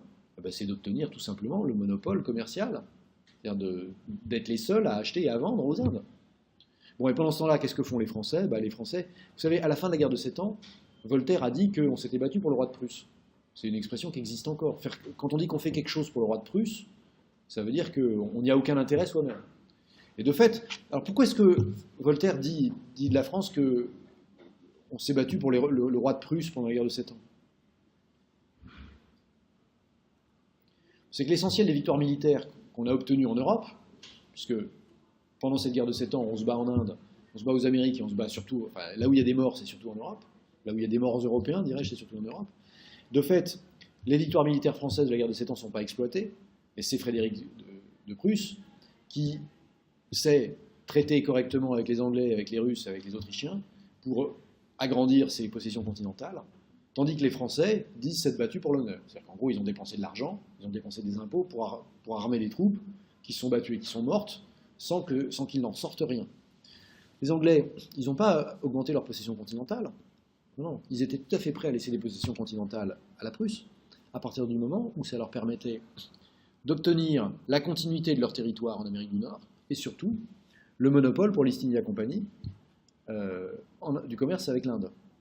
Alors, le monopole du commerce avec l'Inde, ça aura des conséquences un peu néfastes, parce que vous avez tous dû entendre parler de la Boston Tea Party, c'est-à-dire comment les colons de Nouvelle-Angleterre ont fichu à l'eau le thé que les Anglais voulaient leur vendre. Ils étaient eux-mêmes anglais, d'accord, mais que, en fait, l'East India Company, qui avait un monopole sur le commerce du thé, voulait leur vendre. C'est-à-dire que, de fait, ce monopole, ça veut dire qu'il n'y avait que l'East India Company qui était autorisée à vendre du thé dans l'Empire anglais. Et donc, on ne pouvait acheter du thé qu'à l'East India Company. Et comme elle avait le monopole, évidemment, elle pratiquait des prix de monopole. Et donc, les colons britanniques, ils n'avaient pas envie de payer le prix de monopole, ils auraient bien acheté leur thé à n'importe qui d'autre. Et donc, pour montrer leur détermination ou leur mauvaise humeur, ils avaient fichu le thé de l'East India Company par-dessus bord. Vous voyez que le monopole commercial avec l'Inde, il a des conséquences dans tout l'Empire. Mais la raison pour laquelle l'East India Company demande le monopole, c'est parce que justement, ça lui permet de lever des armées qui permettent d'assurer la présence, à la fois l'achat dans de bonnes conditions des marchandises indiennes et l'écoulement des marchandises britanniques dans des bonnes conditions aussi.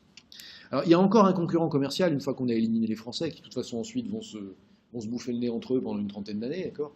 L'autre concurrent commercial, c'est les Néerlandais. Parce qu'en plus, les Néerlandais, ils sont présents dans la région. L'Indonésie est quand même sous domination néerlandaise jusqu'en 1945. Et l'organisme qui administre le commerce avec l'Indonésie, c'est la fameuse VOC, l'affaire unique de Ostindische Compagnie. Or, les Néerlandais, ils sont plutôt bons en affaires. Ce n'est pas des branleurs comme les Français. Donc, il y a une vraie concurrence. Et de fait, là, ce genre de concurrence, bon, ça peut se résoudre sur un mode purement économique, mais les Anglais savent que quand on est les plus forts militairement, il vaut quand même mieux aller au baston, battre les ennemis, et puis ensuite on prend leur part de marché comme ça. Et donc c'est ce que font les Anglais, c'est-à-dire que la 4e guerre anglo-néerlandaise de 1780 à 1784, ça a comme conséquence que le monopole de la VOC ne sera pas renouvelé à échéance en 1799.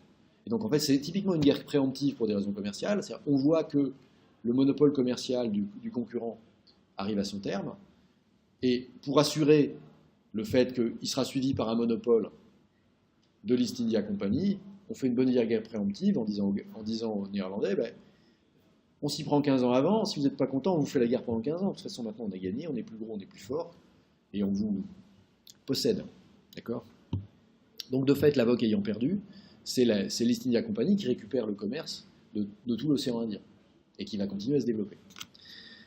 À ce moment-là, en fait, la contestation du monopole commercial de l'East India Company, elle vient pas...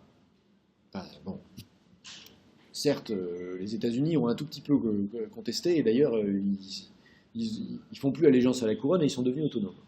Mais la vraie contestation du monopole commercial, elle vient de l'intérieur de l'Angleterre. Ce sont en fait les marchands britanniques qui vont voir le secrétaire au commerce en 1812, alors que le monopole de l'East India Company qui avait été accordé par la charte de 1793 arrive à échéance en 1813. Les marchands britanniques vont voir le secrétaire au commerce en lui disant « Bon, En fait, aujourd'hui, le fil de 40, donc vous savez maintenant ce que c'est donc le fil d'une épaisseur telle qu'on en met 40 par pouce, donc c'est la qualité moyenne de production. Le fil de 40, il vaut 43 pence la livre en Inde, dans la région de Bombay, alors qu'en Angleterre, on est capable de le produire à 30 pence la livre. Donc concrètement, il y a un marché pour l'exportation des cotonnettes anglaises en Inde. Le problème, c'est que ce marché, en fait, l'East India Company ne le saisit pas, parce que ça ne l'intéresse pas. Parce que ce n'est pas un marché assez profitable, et parce que leur organisation commerciale, ce n'est pas d'acheter au Royaume-Uni pour vendre aux Indes. Donc comme ils ne veulent pas s'organiser, il faut qu'on mette fin au monopole commercial de l'East India Company pour pouvoir vendre en Inde. Et donc ce qui est amusant, c'est que le sujet, c'est pas seulement qu'on a démantelé les barrières douanières que les Indiens avaient, comme n'importe quel État protectionniste au départ, puisqu'il sait très bien que c'est pas dans son intérêt d'importer des productions étrangères parce que ça va faire concurrence à son industrie nationale.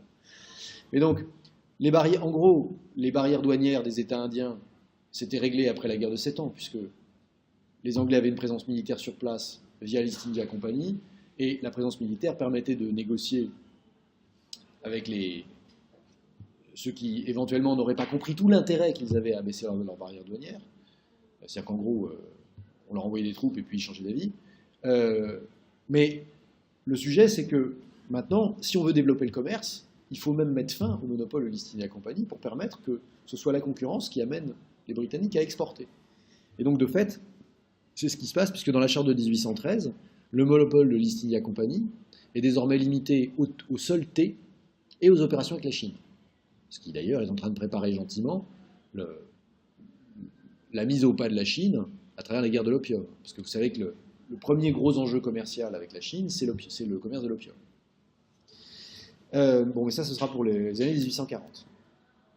Bon, alors donc, de fait, il y a une série d'événements historiques qui ont permis à la Grande-Bretagne d'abord d'assurer le monopole sur son propre commerce, puis d'obtenir l'ouverture progressive des barrières douanières en Inde après la guerre de 7 ans, et en fait la délégation à l'East India Company des affaires militaires et diplomatiques de la Grande-Bretagne, puis l'ouverture à la concurrence du marché anglais qui était dominé par l'East India Company depuis le milieu du XVIIIe siècle, en fait, en gros à la fin des guerres napoléoniennes. Donc c'est un processus qui a été long, et on voit bien qu'il n'y a pas de continuité parce que les acteurs ne sont pas les mêmes. Et quant à dire qu'il y aurait une unité des Occidentaux pour je ne sais pas quoi, on voit bien que les Anglais, pour y arriver, ont dû battre les Français puis les Néerlandais. Donc il n'y a aucune unité là-dedans. Mais il y a quand même une continuité de la vision de l'intérêt national, qui est d'abord d'importer des matières, enfin des productions des Indes, et d'avoir le monopole de l'importation et le monopole de la revente pour faire des profits, et puis ensuite d'exporter. Mais c'est plus les mêmes acteurs et c'est plus les mêmes logiques. Alors, bon, vous savez quand même qu'au bout d'un certain temps, les Indiens commencent à trouver que ça ne va pas, et donc il y a la grande mutinerie de 1857. Il y a un soulèvement national, enfin c'est pas un soulèvement national, puisque c'est pas national, mais il y a un soulèvement dans toute l'Inde en 1857. Et le résultat de ce soulèvement de toute l'Inde, c'est la substitution de l'administration par l'East India Company à une administration par l'État britannique. Donc en fait, l'Inde devient une colonie britannique, mais jusque-là, c'était pas une colonie britannique, c'était des États indépendants dans lesquels l'East India Company était active avec une armée qui, au moment de la grande mutinerie, l'armée de l'East India Company, c'est plus de 200 000 hommes. Donc c'est devenu une armée absolument considérable. Bon, après la mutinerie, les Britanniques se disent que si on veut éviter que ça se reproduise, il faut développer un réseau de communication qui permettra d'acheminer les troupes suffisamment rapidement sur place pour qu'il n'y ait pas de problème. D'où le développement d'un réseau de voies ferrées qui fait qu'en Inde, en 1913, l'Inde, enfin, ce qu'on appelle l'État qui, je veux dire le subcontinent indien, puisque c'est pas l'État, puisqu'il y a aussi le Pakistan, enfin les deux Pakistan, Pakistan et Bangladesh. Mais donc le subcontinent indien comporte 61 000 km de voies ferrées. C'est donc le territoire politiquement unifié par l'administration britannique qui a le réseau de voies ferrées le plus important du monde. Est-ce que ça a contribué au développement local ?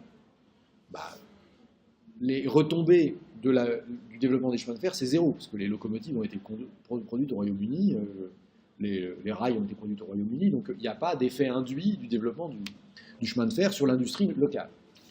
Pour autant, ça a quand même permis d'unifier le marché national. Donc il y a eu un marché national unifié. Mais comme les frontières sont ouvertes, ce marché national unifié, il s'est fait essentiellement au bénéfice des producteurs britanniques, qui ont vu dans le développement du chemin de fer un moyen d'étendre la diffusion des produits qui sont produits à Manchester ou à Newcastle.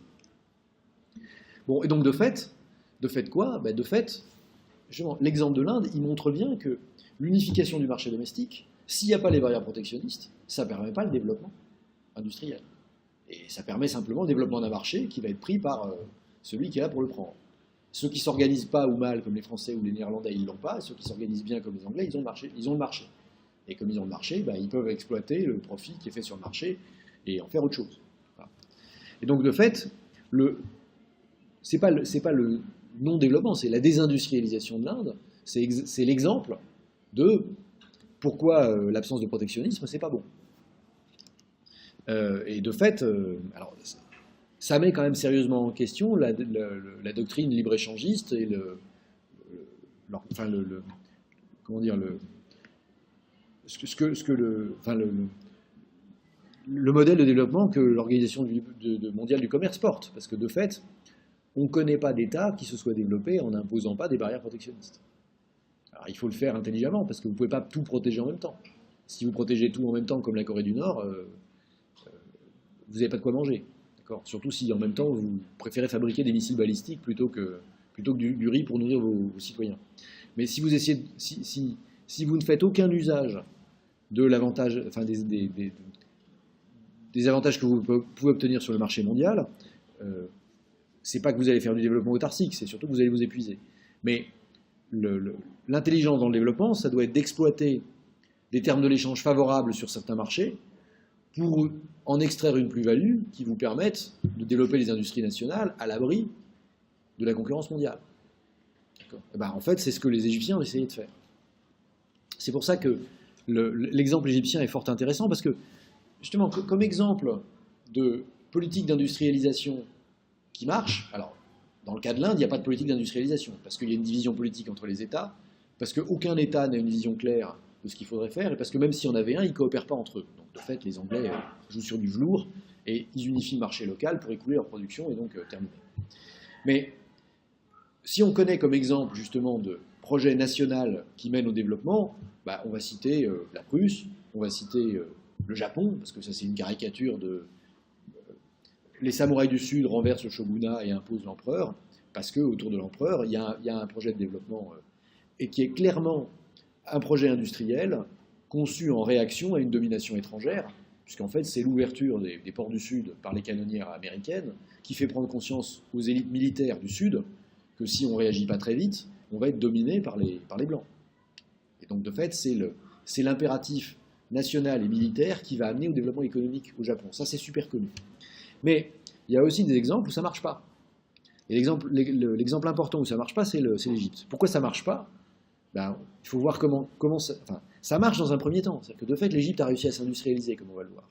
Mais pour s'industrialiser, ce n'est pas un effort de 10 ans, ce n'est pas un effort de 20 ans, ce n'est pas un effort de 30 ans. C'est un effort continu qu'il faut.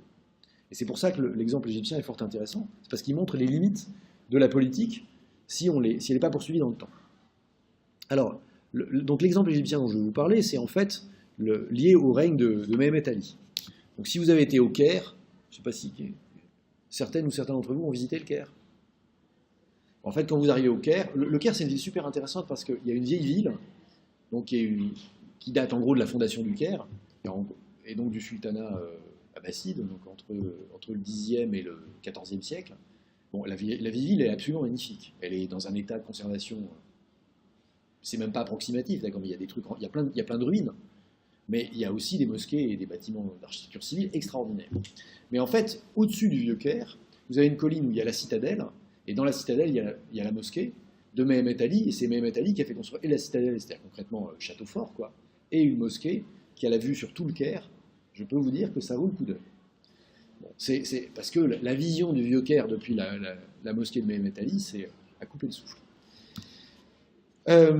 Bon, alors Mehemet Ali, il n'a pas construit qu'une mosquée, et il a aussi construit des bains publics, enfin à la fois des hammams, des bains turcs, et puis des fontaines pour distribuer de l'eau. Mais ça, c'est très beau à voir.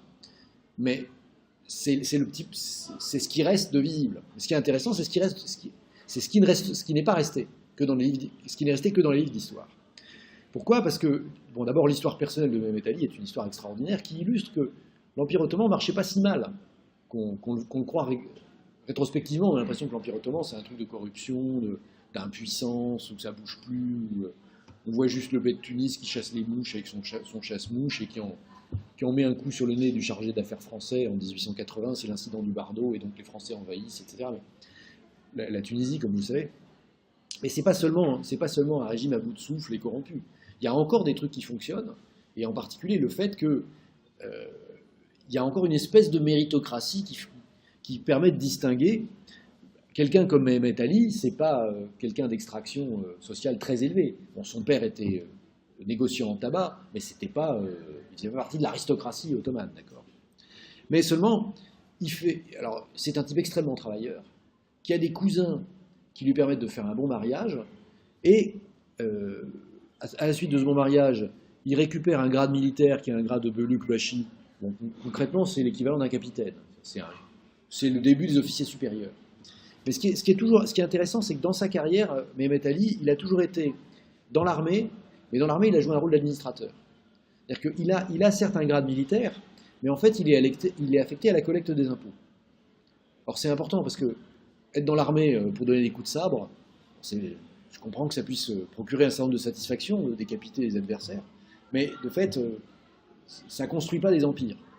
Alors que avoir à la fois les qualités militaires et comprendre comment on fait pour financer la guerre, c'est un peu plus prometteur. Et de fait, il fait ça assez bien. Et donc, quand les Français quittent l'Égypte en 1801, parce que je ne sais pas si vous vous souvenez, mais Bonaparte, du temps où il était encore que... Enfin, c'est même avant d'être consul. Bonaparte, sous le Directoire, monte une expédition scientifique en Égypte, puisque il a dit, effectivement, soldat du haut de ces pyramides, 40 siècles vous contemple, c'est qu'il a été devant les pyramides. La raison pour laquelle il a été aux pyramides, c'était pas juste pour faire du tourisme avec ses potes, bien qu'il ait embarqué un grand nombre de ses potes, puisqu'il embarque une expédition scientifique importante.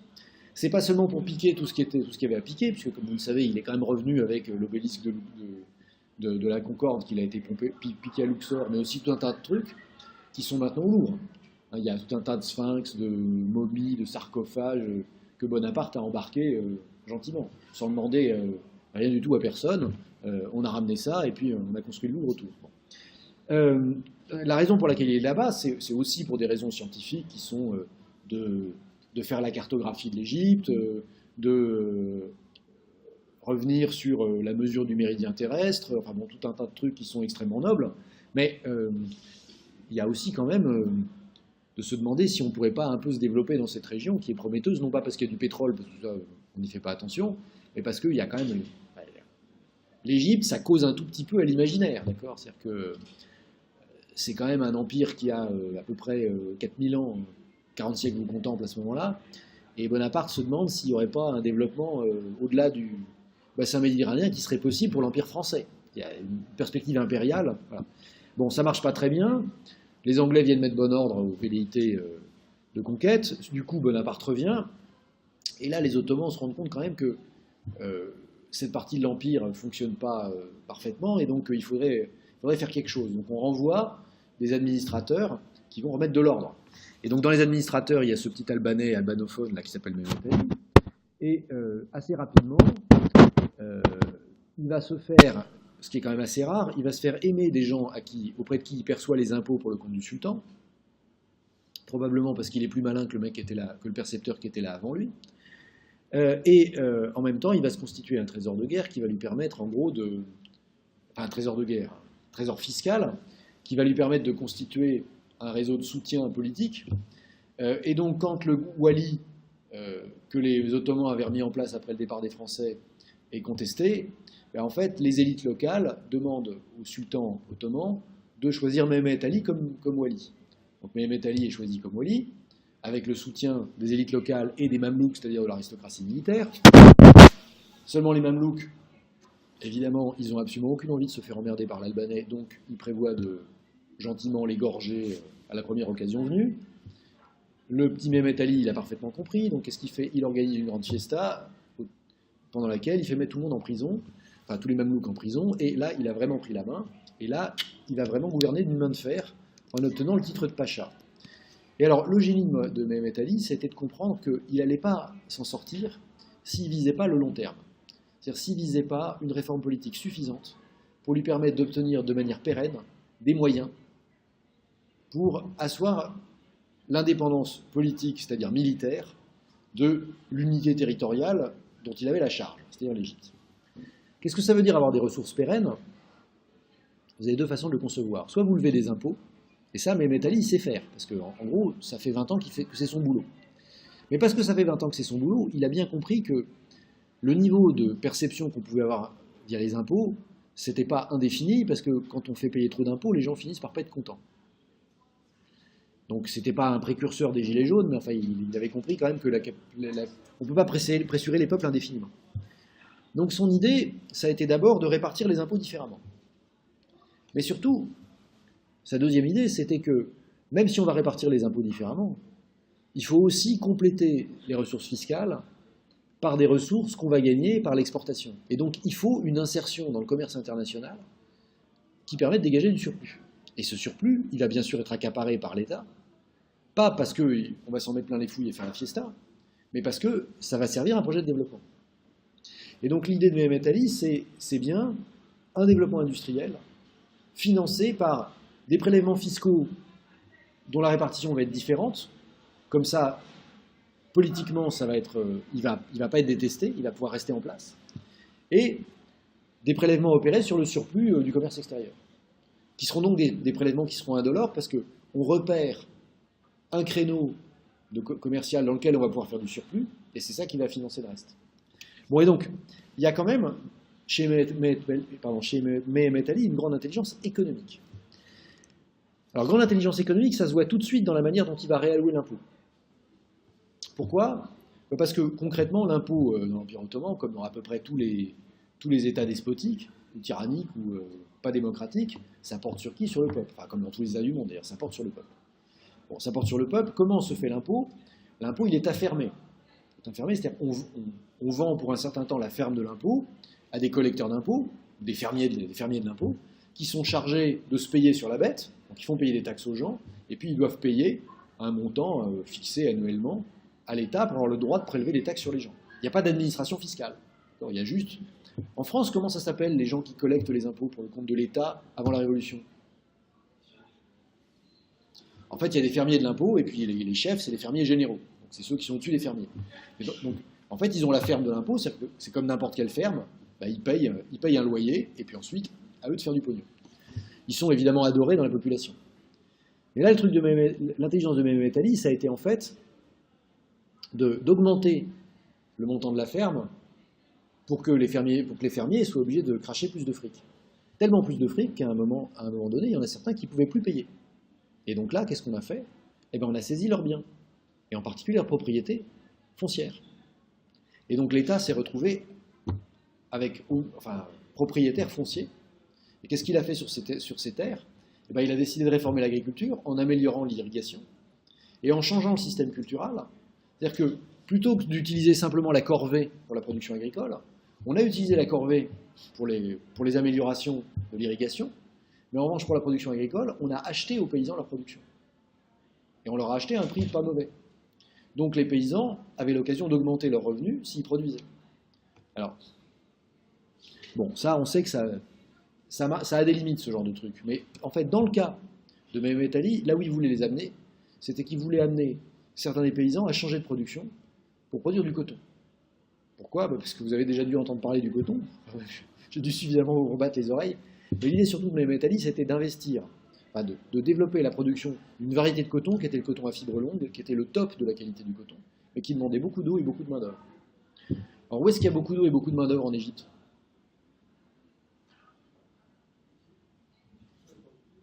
Ouais, mais pas n'importe où sur les bords du Nil. Parce que sur les bords du Nil, en fait, ce qui se passe, c'est que bon, on a tous fait de l'histoire égyptienne, c'est ça qui est bien, c'est ça qui est super quand on s'intéresse à l'histoire égyptienne, c'est qu'on est tout de suite en terrain connu. On ferait de l'histoire chinoise, on serait complètement paumé. Mais l'Égypte, on retrouve effectivement les crues du Nil, le limon.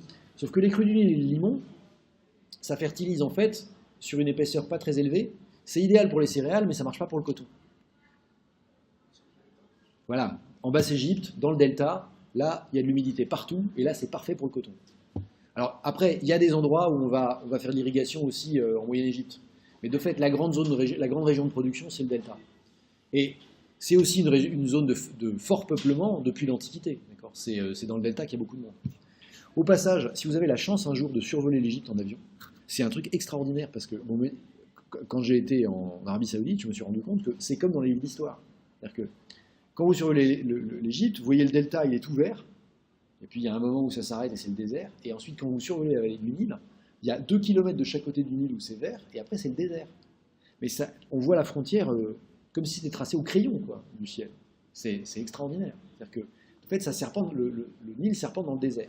Bon, mais là, Mehmet Ali, son idée, c'est que produire le coton de la meilleure qualité qui soit aussi près de l'Europe, de sorte qu'il n'y ait pas besoin de faire tout le tour de l'Afrique, c'est évidemment une insertion commerciale extraordinaire. Et là, il va pouvoir... Pourquoi? Parce qu'il va pouvoir récupérer une partie des coûts de transport. Donc il va pouvoir vendre son coton plus cher que les Indiens, puisque les coûts de transport sont plus faibles. Et donc, de fait, comme l'État récupère la terre, l'État va en fait organiser la production et récupérer le profit de l'exportation. Alors, ceci dit, c'est l'État qui développe les circuits commerciaux, donc c'est pas illégitime. Mais donc, plutôt que de faire payer des impôts aux citoyens, on va faire une marge commerciale sur la vente du coton qui va permettre d'abonder les caisses de l'État. Donc, vous voyez, structure des ressources de l'État différentes et moins de pression fiscale. Donc ça permet de continuer le consensus politique où il y a les taxes faibles. Mais pour réussir ça, il faut évidemment s'aliéner les collecteurs d'impôts. Et donc il faut quand même à la fois l'autorité politique pour s'aliéner les collecteurs d'impôts, l'autorité politique pour saisir les biens des collecteurs d'impôts, et surtout, je dis ça pourquoi? Parce que on est dans un contexte où on dit qu'il faut taxer les riches. Alors taxer les riches, tout le monde est pour. D'ailleurs, quand vous faites un sondage en France, tout le monde est pour taxer les riches, et tout le monde va vous expliquer que les riches, c'est ceux qui gagnent 1 euro de plus qu'eux. Parce que, évidemment, ça pose aucun problème de taxer les autres. Tout le monde est d'accord pour taxer les autres. Et donc, comme on ne va pas juste dire qu'on va taxer les autres en tant qu'ils sont autres, il faut trouver un péché mortel chez les autres pour pouvoir les taxer. D'accord, on taxe les gros qui boivent des boissons sucrées, on taxe les fumeurs qui fument des trucs avec des sucettes à cancer que c'est pas bon, on taxe les alcooliques, ça pose aucun problème. Donc, de la même manière, il y a pire que les diabétiques, les cancéreux et les alcooliques, c'est évidemment les riches. Donc ceux-là, il faut qu'on les taxe. Mais les riches, c'est tout, comme ça peut être que les autres, il faut que ce soit juste les gens plus riches que vous. Alors, du coup, il y a un moment où il y a suffisamment de gens pour considérer que ceux qui sont au-dessus sont les riches, mais évidemment, ceux qui sont taxés, eux aussi, ils voudraient bien taxer les riches, mais à condition que ce soit les plus riches. Donc le problème de taxer les riches, c'est de savoir ce qu'on entend par riche. Et comme riche est une notion relative, on est toujours le riche de quelqu'un d'autre, bien sûr. Le génie de Mehmet Ali, là, c'était de trouver des riches qui n'avaient pas de support politique et surtout qui avaient des richesses appropriables. Parce qu'aujourd'hui, trouver des riches qui ont des richesses appropriables, en quantité significative, ça ne va pas absolument de soi. Parce que c'est ça l'eau de riche, en plus d'être riche. Il y a que leur fric, c'est pas de la propriété foncière. Si la propriété foncière, ça valait de l'argent aujourd'hui, ce ne serait pas compliqué, il suffirait de saisir la propriété foncière, mais ça ne vaut pas grand-chose. Et puis en plus, il y a comme autre problème que si on saisit la propriété foncière, et qu'on met hors la loi les élites qui la possèdent, on risque quand même de toucher, en France aujourd'hui, des gens qui pourraient avoir une certaine utilité dans l'économie. Donc, le problème de taxer les riches, c'est qu'il faut d'abord savoir quels sont les riches qu'on veut taxer, ensuite avoir l'autorité politique pour le faire, par-dessus le marché, qu'ils aient quelque chose qui soit appropriable et d'une valeur significative. C'est pas la peine de trucider tous les riches si c'est pour leur piquer 3 Jaguars et une Tesla, d'accord, ça fera pas c'est pas ça qui fera les caisses de l'État. Et enfin, il faut s'assurer quand même que ceux par lesquels on va les remplacer seront plus efficaces. Et ça ne va pas toujours de soi non plus. Bon, de fait, dans l'Égypte de Mehmet Ali, ça n'avait pas l'air d'être un gros problème de remplacer les administrateurs mamelouks corrompus par des gars que Mehmet Ali avait choisis. Mais ça ne marche pas à tous les coups, ce genre de révolution. Alors la nouvelle source fiscale à laquelle Mehmet Ali a pensé, c'est de taxer les awqaf. Les awqaf, c'est quoi? Au singulier, on dit waqf. En fait, ce sont des fondations pieuses. Donc c'est l'équivalent des fondations européennes, d'accord? On a vu en Europe qu'il y a des fondations qui ont été créées par la donation de biens en général immobiliers qui produisaient des ressources. Ça permettait d'asseoir des hôpitaux, par exemple. Et de fait, l'Hôtel-Dieu de Paris a été créé comme ça, comme une fondation pieuse, à laquelle on a donné des terrains, essentiellement des terrains agricoles dans le nord du bassin parisien. Ces terrains produisaient un revenu. Ce revenu permettait de faire fonctionner un hôpital où on accueillait les pauvres, les malades, les vieux, etc. De la même façon, dans l'Empire ottoman, il y a des fondations pieuses qui sont dotées en terre. Et qu'est-ce qu'on fait avec des fondations pieuses? On fait des madrasas, c'est-à-dire des écoles coraniques, on fait des hôpitaux, on fait des soupes populaires. En fait, l'aide sociale, elle est produite par des fondations qui sont dotées. qu'est-ce que fait Mehmet Ali? Il dit, bah, c'est très sympa tout ça, mais on va faire un impôt sur le revenu des fondations, et cet impôt, ça va aller dans les caisses de l'État. Alors évidemment, là, les administrateurs de fondations, ils gueulent. Mais les administrateurs de fondations, si par ailleurs vous avez réussi, encore une fois, à construire un consensus qui est que vous faites entendre que ce que vous allez faire de l'argent, ce sera mieux administré que ce qu'en font les administrateurs de fondations, ça passe. Et de fait, ça passe. Pourquoi? Parce qu'en échange, Mehmet Ali va faire des fontaines dans le Caire, où la population du Caire va avoir de l'eau. Alors que les administrateurs des OCAF, ils n'avaient pas pensé à faire ça. Et ils administrent peut-être un dispensaire qui est à côté de la mosquée Truc, mais le dispensaire qui est à côté de la mosquée Truc, finalement, c'est probablement moins précieux pour les kérotes que d'avoir de la flotte. Bon, et donc, de fait, on a augmenté le rendement fiscal, on a allégé une partie de la pression fiscale sur le peuple, puisque désormais on a des ressources sur les exportations grâce à l'insertion commerciale de l'Égypte dans le commerce du coton, et on taxe aussi les OCAF, qui sont en gros des espèces de fondations pieuses, ce qui permet, dans l'ensemble, d'alléger la pression fiscale et donc de se construire une acceptabilité politique. Ça, c'est bien. Donc, plus de fric et une acceptabilité politique, on peut envisager des projets de long terme. Qu'est-ce que c'est les projets de long terme? On en a parlé. L'irrigation, pour pouvoir faire évoluer l'agriculture et la moderniser. La construction de canaux. On n'en est pas encore à parler de chemin de fer, parce qu'en fait, les chemins de fer en Égypte, ce sera beaucoup plus tard. Mais aussi et surtout la construction d'une industrie moderne. Alors, quoi comme industrie moderne? En fait, le Mehmet Ali, il a compris que la première des libertés, c'était l'indépendance nationale, et donc que s'il voulait faire ce qu'il voulait comme il voulait, il fallait qu'il ait des fusils pour le défendre. Pour faire des fusils, il faut de l'acier, et donc on va construire une industrie sidérurgique qui va permettre de faire des fusils. Mais tant qu'à faire de la mécanique de précision, on ne va pas faire indéfiniment des fusils, parce que sinon après, on ne saura pas quoi en faire, il faudra les vendre, et du coup on va armer nos concurrents, donc ça ne va pas. Donc à côté des fusils, on va aussi fabriquer des machines textiles. Enfin, on va faire venir des gens qui vont nous fabriquer des machines textiles, ça va permettre de faire de la production de coton. Est-ce que c'est significatif ça? Oh oui, c'est significatif. En fait, il y a un article récent de Panza et Williamson, quand je dis un article récent, c'est un article de 2015, qui a montré qu'en fait, entre 1800 et 1830, l'Égypte modernise plus vite sa production textile que n'importe quel autre État au monde à part la Grande-Bretagne. C'est-à-dire que l'Égypte installe plus de machines à filer et de métiers à tisser que n'importe quel autre État au monde, que vous considériez l'Allemagne, la France, la Belgique, ce que vous voulez. C'est en fait l'Égypte qui se modernise le plus vite entre 1800 et 1830, sous l'effet de la politique de Mehmet Ali, qui, en fait, développe donc une production agricole d'État, et une production des arsenaux d'État, et une production textile d'État. Donc c'est l'État qui développe toute cette industrie.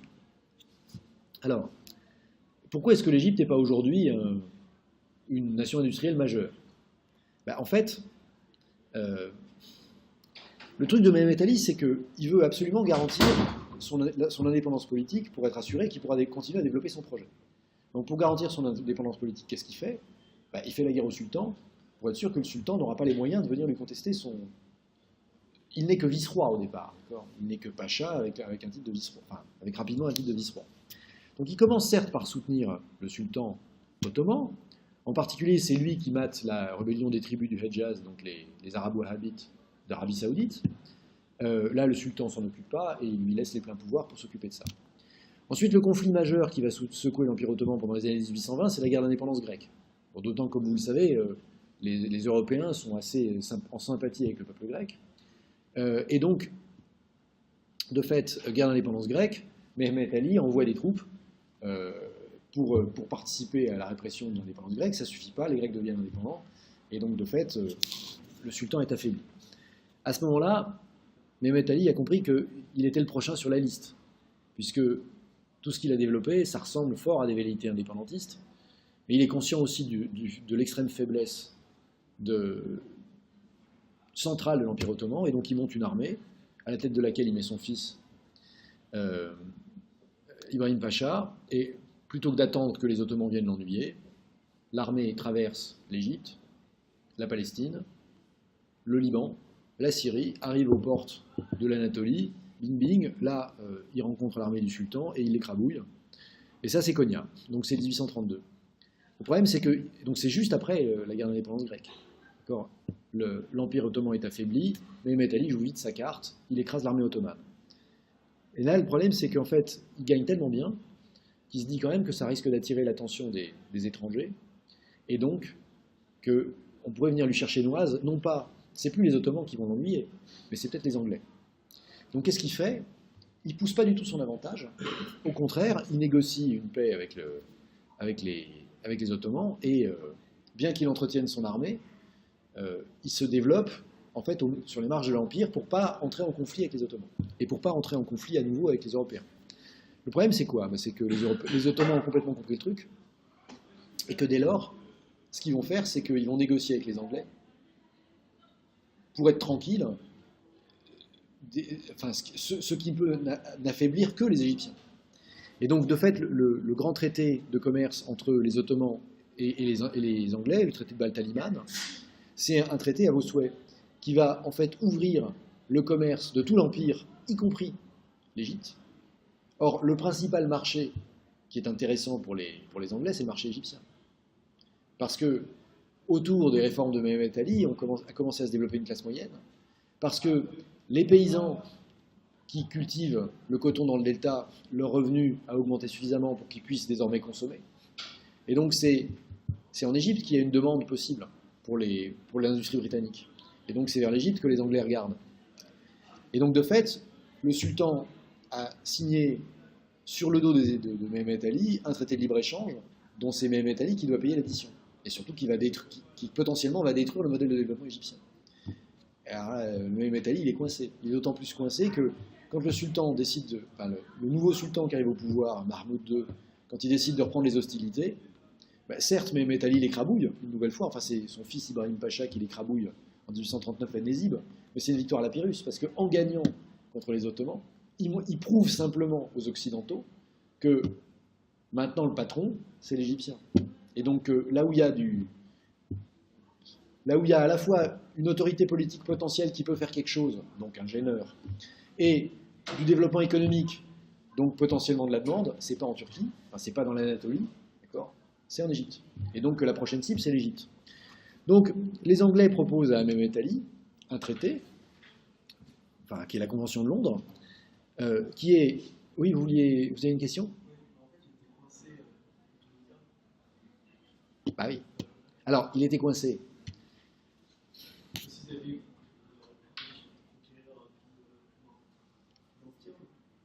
Oui, mais ça c'était. Oui, mais s'il avait conquis l'Empire, il ne l'aurait pas transformé. Il se serait réinstallé dans un système impérial. Pourquoi? Parce que si vous voulez, il y a beaucoup plus de profit à exploiter l'Empire sans rien faire qu'à vouloir le moderniser. Le projet de modernisation, il n'a de sens que quand vous avez un royaume trop petit pour en vivre bien. Donc, mais il y a aussi que probablement il a vieilli et qu'il n'a pas eu la vision au moment où il y avait un truc qui se jouait. Parce que là, il y avait un truc qui se jouait, il n'a pas eu la vision. Il aurait peut-être pu négocier quelque chose avec les Anglais. Mais s'il avait été préemptif, si lui avait eu l'idée de ce qu'il voulait négocier. Le problème, c'est qu'il n'a pas eu l'idée de ce qu'il voulait négocier et que c'est les Anglais qui lui ont dicté les conditions de leur paix. Alors, les conditions de la paix des Anglais, c'était pas compliqué. C'était naturellement, Mehmet Ali restera sultan d'Égypte, appelez ça comme vous voulez, les Anglais s'en foutent complètement, mais vous serez roi d'Égypte et vos descendants tout autant. Mais le marché égyptien est ouvert aux productions britanniques. Ça a déjà été signé avec les Ottomans. On vous reconnaît votre dynastie, en échange de quoi vous nous ouvrez le marché. Et donc le deal, il est clairement que nous, on va prendre le surplus commercial, et vous allez exploiter comme des féodaux de base. Or, en acceptant le deal, Mehmet Ali se remet dans la position traditionnelle des empires, enfin des jouisseurs dynastiques, où certes, il prend le surplus, il exploite son peuple, mais il laisse d'autres exploiter, ce qui lui aurait permis de financer le développement. Alors, est-ce qu'il avait le choix? De fait, il a essayé de résister aux Anglais, mais en 1840, il est trop tard. Les Anglais ont organisé le blocus de la côte égyptienne, et puis ils ont commencé à bombarder Beyrouth, qu'il avait conquise. Ils ont commencé à bombarder Acre, et puis la prochaine, c'était Alexandrie. Donc il avait compris que c'était foutu. Il n'avait plus la puissance militairement pour résister. Donc les Anglais lui ont imposé dans la Convention de Londres, en échange de sa reconnaissance comme à lui et à sa dynastie, la diminution de son armée à un niveau qui ne lui permettait pas de résister aux Anglais, et donc il avait perdu. Peut-être que s'il s'y était mis avant, il aurait pu sauver son affaire. Mais ce qui est très important là-dedans, c'est surtout que, qu'est-ce que c'est l'héritage de Mohamed Ali? Bon, c'est qu'il a donné son nom à un boxeur américain et à plein de monde, ça d'accord, mais c'est cette mosquée et la citadelle. C'est les fontaines dans le Caire. Mais l'héritage de cette aventure industrielle et agricole, c'est rien du tout. Pourquoi? Parce qu'il n'a pas développé l'instruction, donc il n'a pas changé fondamentalement les institutions et les mentalités. Et du coup, il a bâti sur le sable, et la première vague a emporté ce qu'il avait construit. Ceci pour dire, non pas que les politiques ne servent à rien ou n'ont pas d'influence, mais qu'une politique de développement, ça ne se développe pas. Dans son cas, il a eu 40 ans quand même. Ce qu'il a fait en 40 ans, ça n'a pas du tout été suffisant. Donc croire qu'on va industrialiser un pays en 2 ans avec une politique intelligente, c'est des blagues. C'est-à-dire que avoir un impact, enfin non pas un impact, mais façonner l'histoire d'un pays, c'est pas une affaire de décennies, c'est une affaire de siècles. Et donc un effort qui a duré que 40 ans, vous voyez, il n'en reste aucune trace. Et donc le secret de l'Europe, par contraste, c'est pas seulement qu'on a fait l'unité du marché intérieur et qu'on l'a protégé, c'est surtout qu'on l'a protégé pendant des siècles. Et donc cette histoire de Mohamed Ali est fascinante parce qu'il a eu le génie, il a commencé à faire, il a bien fait, il a distancé les Européens. Mais 30 ans, ça ne suffisait pas pour rattraper le retard sur le niveau d'éducation, le niveau de capital fixe par tête et le niveau de capital humain par tête. C'était rien du tout.